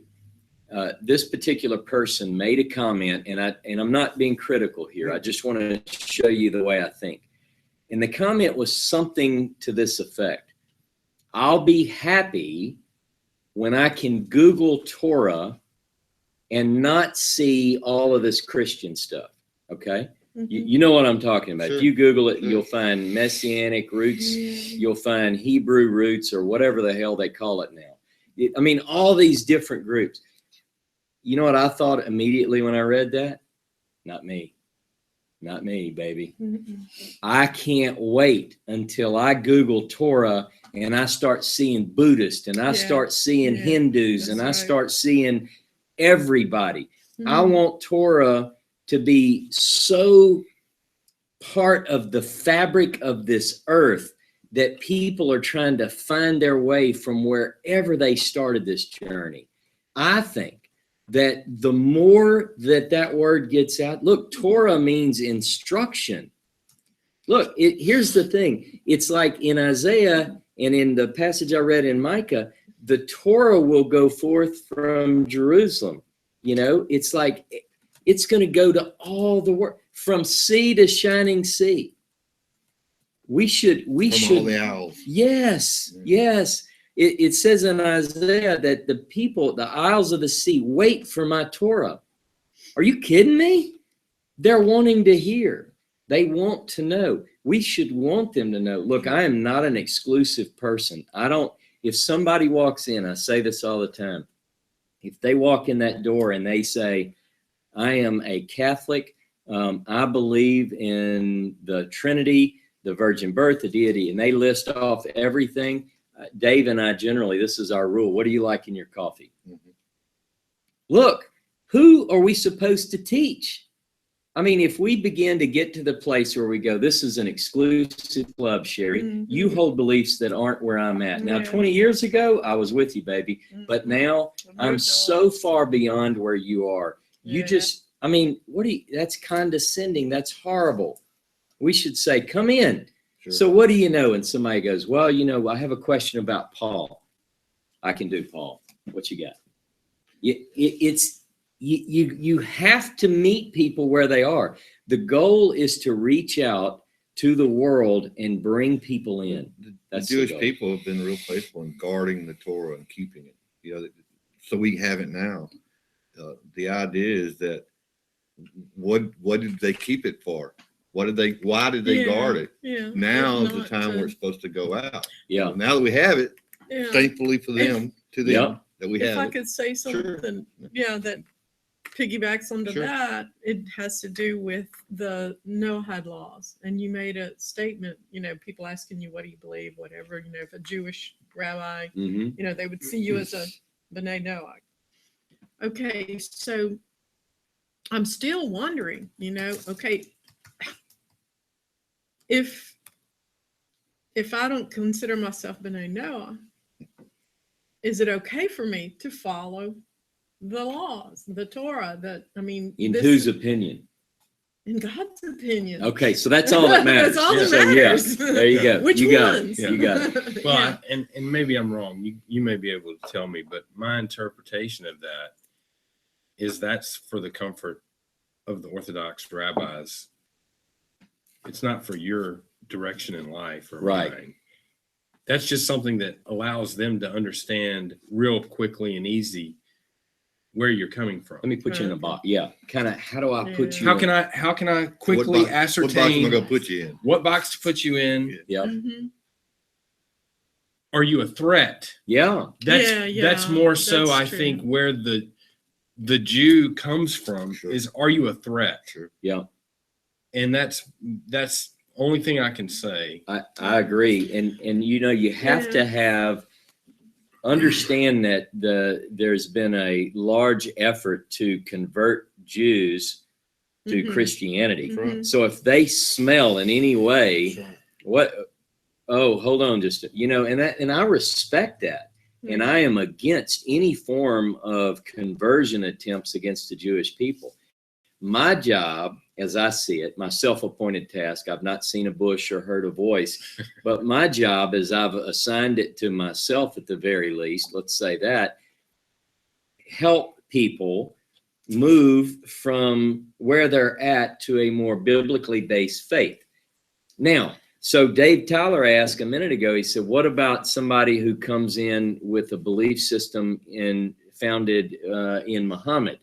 And Look, they have a question. I- Would you allow that Absolutely. question? So I've read the Yeah. Quran. I have the Quran here in a Mhm. couple of different translations. I don't read Arabic, but I can at least get the gist. My Sure. Quran is marked up. I can go to many, many verses, many Yeah. surahs, and I can talk about that. Yeah. Is there a place in the Quran where it takes a divergence as well? I don't know that. You know how in our Christian Bible, there's a diversion.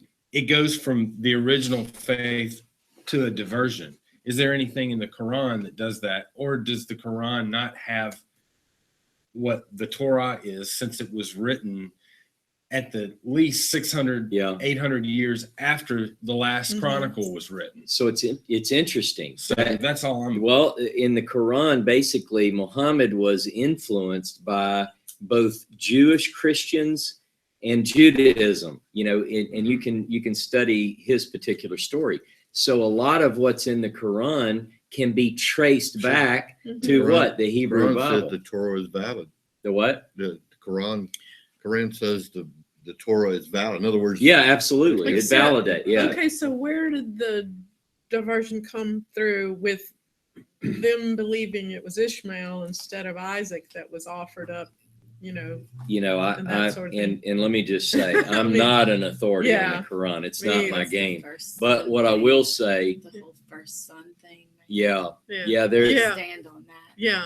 and there is an appeal to certain things which differ. Yeah. So Ishmael is the first son, and I don't know the answer to that immediately. It's one thing I've learned how to say is I don't know. But here's what I do know is that there are many, many things which can be used, I believe, from the New Testament and the Quran to point back to the source of origin. So most religions that formed after, later religions, even Judaism, Christianity and Islam, they found themselves, at least in part, on the Hebrew Bible. So if you can trade, now what they would do is they would go, yes, and the later revelation is greater than the former. And you go, well, if you do believe that this is a later revelation of the former, then would you agree that the source comes here? So we need to validate the later on the former, not the other way around. Right. And that's where it becomes really interesting, because then you can say, oh, what does the Torah say? What is, so forth and So so on. all three major Abrahamic faiths have deviated. All three can trace, this is the politically correct way to say Okay. this. Ready? Yeah. Are you ready? All three can trace their origin back to the Hebrew Bible, and that can be traced to the revelation at Sinai. So if we really want to get down to it, we can drive people back to this spark that happened at Sinai, where, And, something that maybe it was just me, but years ago that helped me,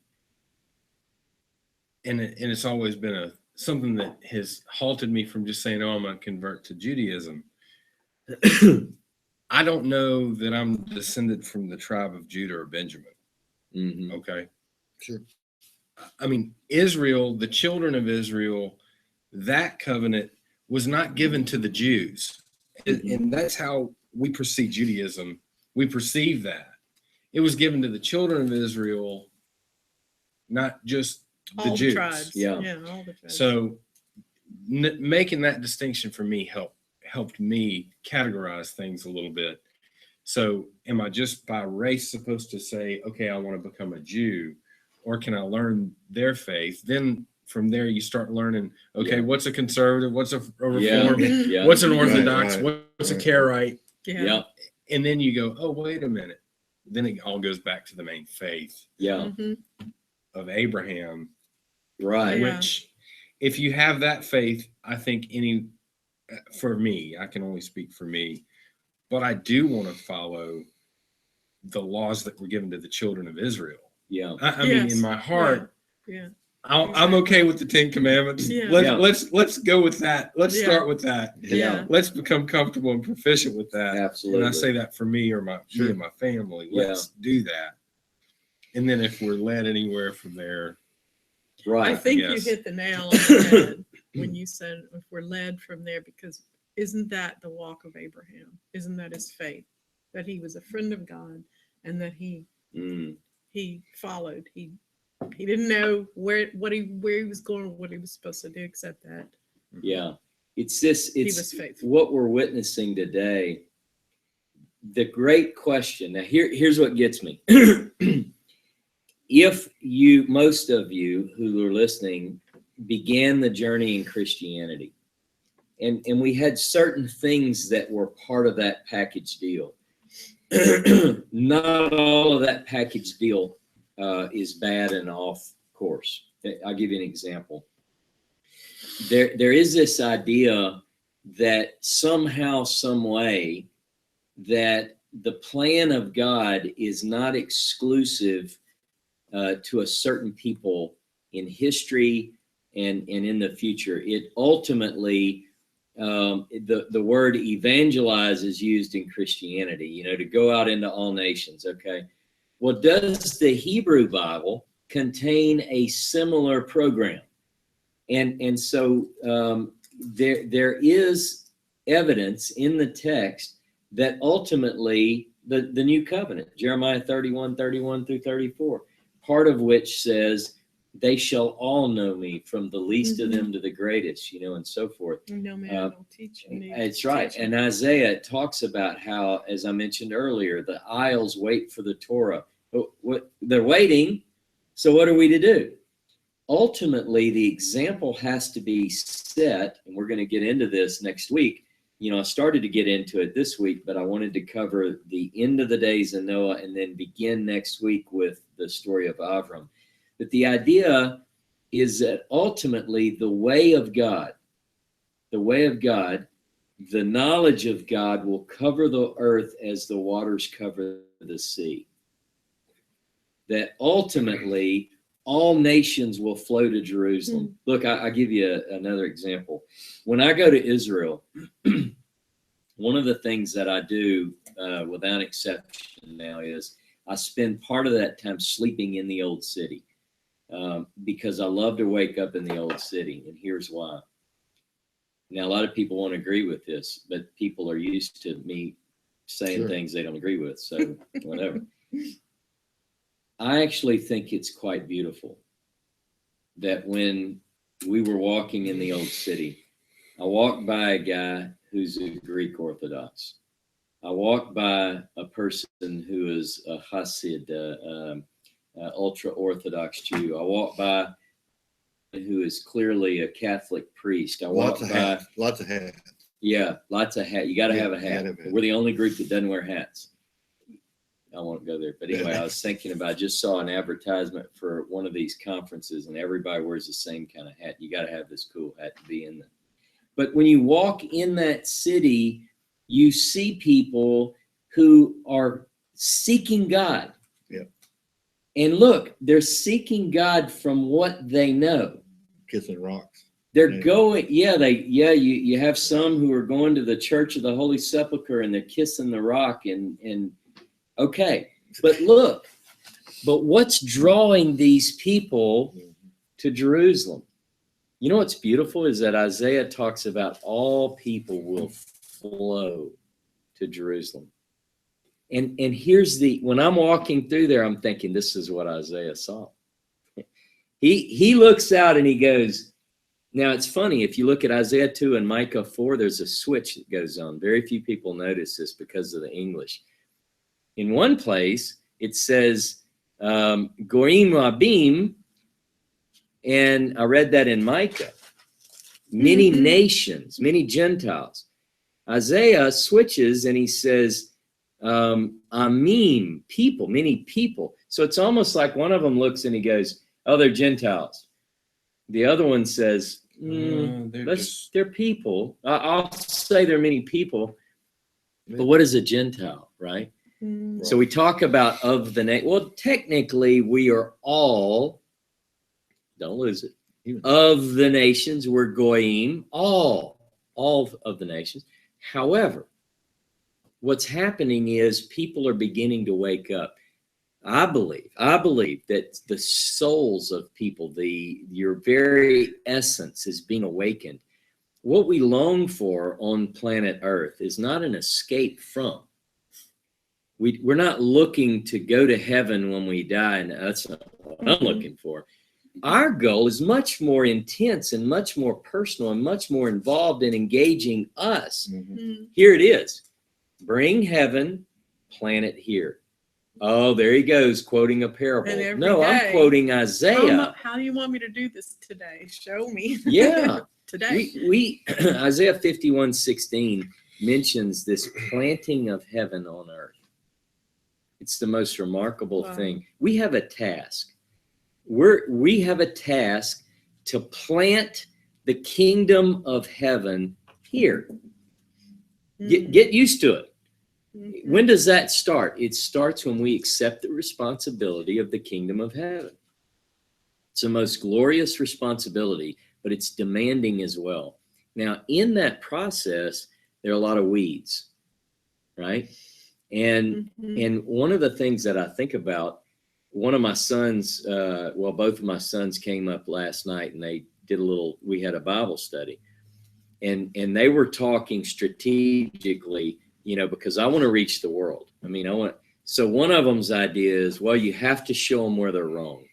You have to show people where they're wrong. By nature, I'm the kind of person that's very accepting, and you come in and you believe what you believe, and we work towards convincing someone, not that Ross is right, but let's look at the scripture. And they go, and my sons, both Seth and Zach, said, well, okay, we'll do that. So I started thinking something I learned in business. It's not in business, it's in psychology, basically. It's called the human action model. All right, so allow me to wax eloquent on human psychology. People have to know, in order to get them to a better place, you have to convince them that the place they presently are is not ideal. Now, how do you do that? In other words, if somebody goes, well, you believe what you believe, I believe what I believe, and my beliefs are just as good as your beliefs. That's what I'm okay, you're okay. But if you said, okay, I respect that view. Now let me ask you this. Do you believe that the Bible contains a message for all of humanity? Well, yeah. Okay. So if we could go to the Bible and chronicle the path we should take, if the Bible says something differently than you believe, would you be, yep. So that's what I want to do. I want to get people to the book, because the human action model says people will not move unless first you show them that their present state is not ideal. And then you have to create a picture of a better state. And then you have to show them that it's achievable. The path is achievable. So think about what we have. Excuse me. We have a message that basically people have been told that the Torah is done away with. It's abolished. It's nailed to the cross. This is the Christian view, obviously. And that's Paulianity. And it's Paulianity. It's not the person of what we would call as Jesus as Christians.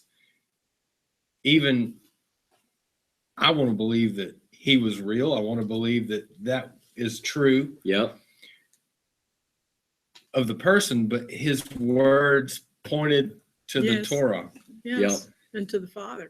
And to the Father, and not to him. Right. Yeah. So that's what I want to believe about that's what I want to keep with me to this day from what I grew up with, but not where it took a diversion from that. And it's like, if I have a positive view of the historical Jesus, there are people within this greater movement, calling greater meaning in the vast, whatever we call this, people are all over the map, right? Sure. But there are people who say, if you even name Jesus, because they're bitter, they're like, oh my God, I was lied to for that. I understand that view, but so that side, the extreme, call it that alt-right side of the movement, what they do is they look at me and they go, oh my God, he's too Christian for me. And I said, well, I'm not a Christian. Well, you're too Christian for me. I'm not a Christian, but you're too. So the other side, you know what they go? That guy's too Jewish for me. I'm not Jewish, but you're too Jewish for me. So here I am, stuck in the middle, again. And I think about it and I go, look, I'm a no label guy.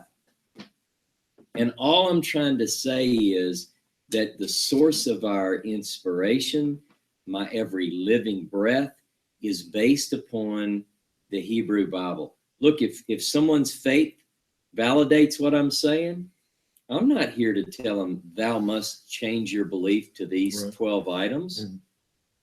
Who am I? I'd much rather just go about my life and have chance meetings which blow my mind. That's me. That's what I like. It's so funny. I think that the vehicle that God is using, as I talk to people, I meet people who have come this way, basically, and they go, something didn't ring true. I had a problem with Paul. Or who said the Catholic Church could change the Sabbath to Sunday? Right. Or why aren't we keeping these feasts? Or why do the Jewish people believe that there's one God and I was told there are three? All these things, it's perfect to me that it doesn't match, because that drives inquiry. If Aaron and I have the exact same beliefs and we grew up in different homes, and you go, well, yeah, I call it this, you call it that, you say tomato, I say tomato. But if you go, wait a minute, you're reading the Bible and you're telling me there's one God? Well, I don't understand, because I thought, it makes you go, and the inquiring mind wants to know. So people go, well, I got to check that out. Most people. Mm-hmm. Well, and the thing is, and I haven't had this confrontation, so to speak, because I basically left the church, and my family left the church about 7 or 8 years ago. Uh-huh. I'm like, something's not right. Mm-hmm. I still want to have faith in my creator, but I'm not going to subject my small children to some kind of indoctrination. Yeah. That was my personal choice. So I've maintained a good bit of relationships with Christian friends, Mhm. family, what have you. But they pretty much know that I departed from that in some sense Yeah. a long time ago. Yeah. And I'm not having that conversation, but having the right place to come from, Mhm. the right way to go about it.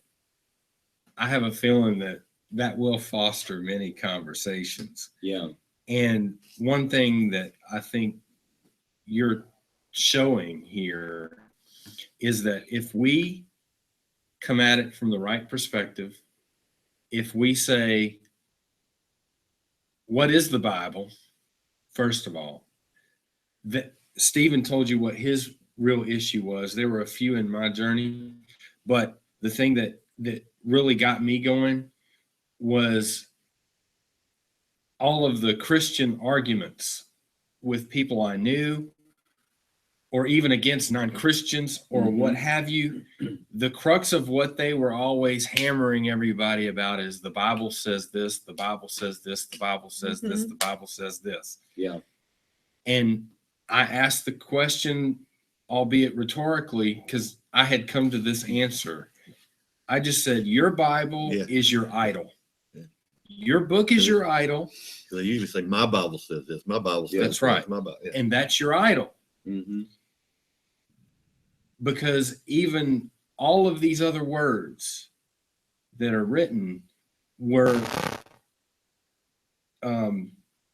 basically they're worshiping that, not the person that gave direct and distinct commands. I guess that's the only way I Yeah. can say it. Yeah. Uh-huh.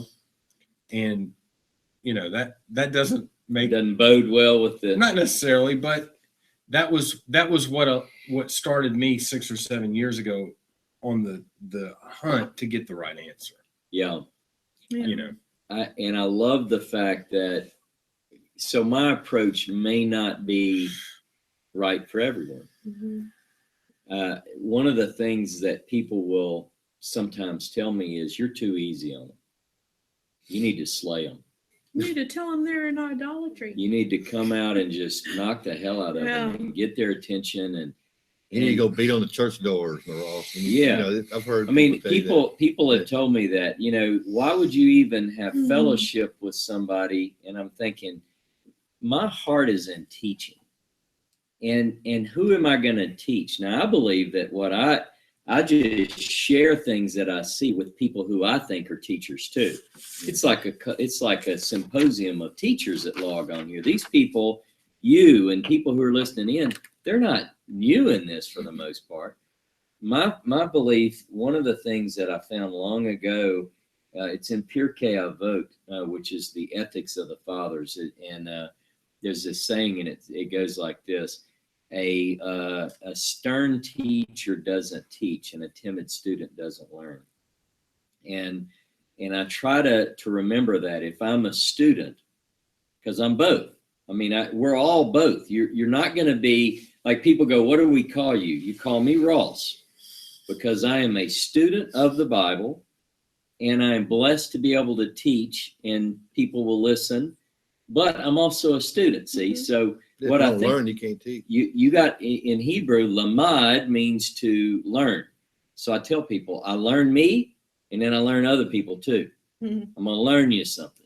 But the idea is that I have to be bold when I'm learning.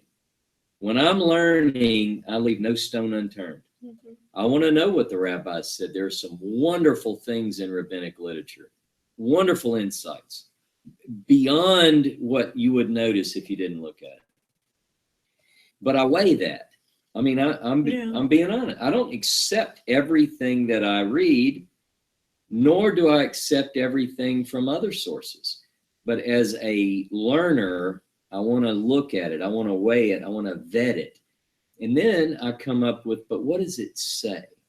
And then Mm-hmm. when I present things, I try my best to present, I've looked at these things. Here's what it says, and this is what I believe it means. And I think that more and more people are beginning to find that refreshing, not me, but for them personally, because they too, many people I meet are doing the same thing. I agree that you do teach that way and you learn that way. And at the same time, when I'm listening to you, I respect the time you put into it and what you bring forth. But I'll be the first one to not be the timid. Absolutely. Trying to, well, what about, I don't see it that way. Because when my heart was so impassioned to serve God, to follow him, to share him with other people, I had so many experiences, like you were saying, what people said. This is what the Bible says. This is what the Bible says. This is what you need to believe. This is what it means. So I'm always, I'm listening, but I'm also have that reservation to check it out. Check it out. You should study it, pray about it, seek it for yourself. If I ever start saying things like, this is the way it is, it's my way or the highway, you can't hold that belief. Someone needs to jerk a knot in me, because that's not what I believe is conducive to a quest. Someone posted, a person convinced against his will is of the same opinion still. And so what I would prefer is that together, collectively, we are all on a quest. I'm no one's master. We serve the living God. We're all servants. It's funny. People know my view on the king, but I will say this: the interesting thing about that instruction in Deuteronomy 17 is that person who you think of a king. That's the man to be I want to be a king, right? It's like the chief servant. Yeah, it's like the chief servant. It's like, Be in charge. so you're in charge. charge, kind of, if you want to call it that. But here's what that looks like. You can't multiply women. You can't multiply horses or silver. You're not to be exalted above your brothers. Hopefully keep you out of war. But yeah. But so here's the thing. It's like this person that we think of a king in the Hebrew economy of things. Everybody's a servant. You're a servant? Yep, I'm a servant. So when someone says you're a slave to the Torah, well, okay, if you believe that slave means servant and Eved, and I am a servant in that sense, oh yeah. And that's a good thing. We should be servants. See, the problem with the Exodus, the reason God brought Israel out of Egypt is because someone else had usurped authority over people, and God wanted to make a very clear stand. This is my opinion, and I think I can derive it from the text. Don't serve him, serve me. How many times in the Exodus story does it says, let shalakatami, send forth my people that they may serve me. Yes. Serve me, serve me, serve me. Not him, not her, not that. So in that sense, I think it's incumbent upon all of us. Now, along the path, and we could do this all day, but I kind of want to wrap things up a little bit. Along that path, we are going to meet people who identify themselves as B'nai Noah, or they reach a place where they say, I feel so drawn to the Jewish people and the beauty of Judaism that I want to convert. And then some might say, but I want to convert Reform, or some might say, I want to be Orthodox, or I might want to be a Karaite. Look, you know what? Hey, what do you want in your coffee? Yeah. Because here's where we're at. Here's where we're at. It's not your job. It's not my job to ridicule. If anything, I am to assist people. If someone says, do you know what Rashi said? I'd say, let's look at it together. Man, I have Rashi right here on my shelf. We'll pull it down. I want to know what he says. Why would I not? About Maimonides. I've got Maimonides. It's in my library. What did the Talmud say about this? Now, look, again, if the point is I connect with people where they're at, Show them some respect, Dave Tyler saying. absolutely. You have Dave to. and Patty are an We're example. worth a half a shekel apiece. That's pretty much right. it, you know. Dave, that's one of his favorite lessons from the Torah. He says, I gave you a half shekel, yeah, didn't sure I? did. I still got it. Because we're worth a half shekel. Every human soul. All right? Think about that. The king. It means you're not The worth king. more than I'm worth. I'm not worth right. more than you're worth. As we're his children. So we have to help these people. They're valuable. We're here. Look at this. What about this? Let's just put it the way the Bible does. And God said, say, let us make Adam in our image. And in the image of God, he made Adam. So we have I mean, to if you think have like more that. than one child, if you have more than one child and you're, two sons, maybe Mhm. daughters. I mean, you love them both. Yeah. You love some differently than others. I mean, there's some things that you like about, Some are easier. Some, yeah, okay, that's a good way of putting it. Some are easy to love. No, my point is, it's not a matter of I can't love this one because I love this one. Yeah. It's just, I have people now because I spend all my day up Show here people unless I'm respect. meeting Show your someone at my children house. respect. I spend all day here, every day. Yeah. And people will stop in and they'll say, hey, I saw the sign, or what is this place? Hey, do you drink coffee? or now your sons come here to spend Yeah. time with you. That's great, man. I went upstairs the other night. That's the forbidden territory. I don't go up there a lot, I mean, grown Scary men up live there, up man. there, yeah. And I walk upstairs and one of Seth's friends is staying at the house. Good kid. And I walk by the room where he's at, and he doesn't know I'm there. I walk by and I look and he's reading his Bible. This is a 20-year-old kid. And I go into Seth's room and he's listening to a religious podcast. And I'm like, this is a setup. What in the world? These guys are 19, 20 years old. They want something.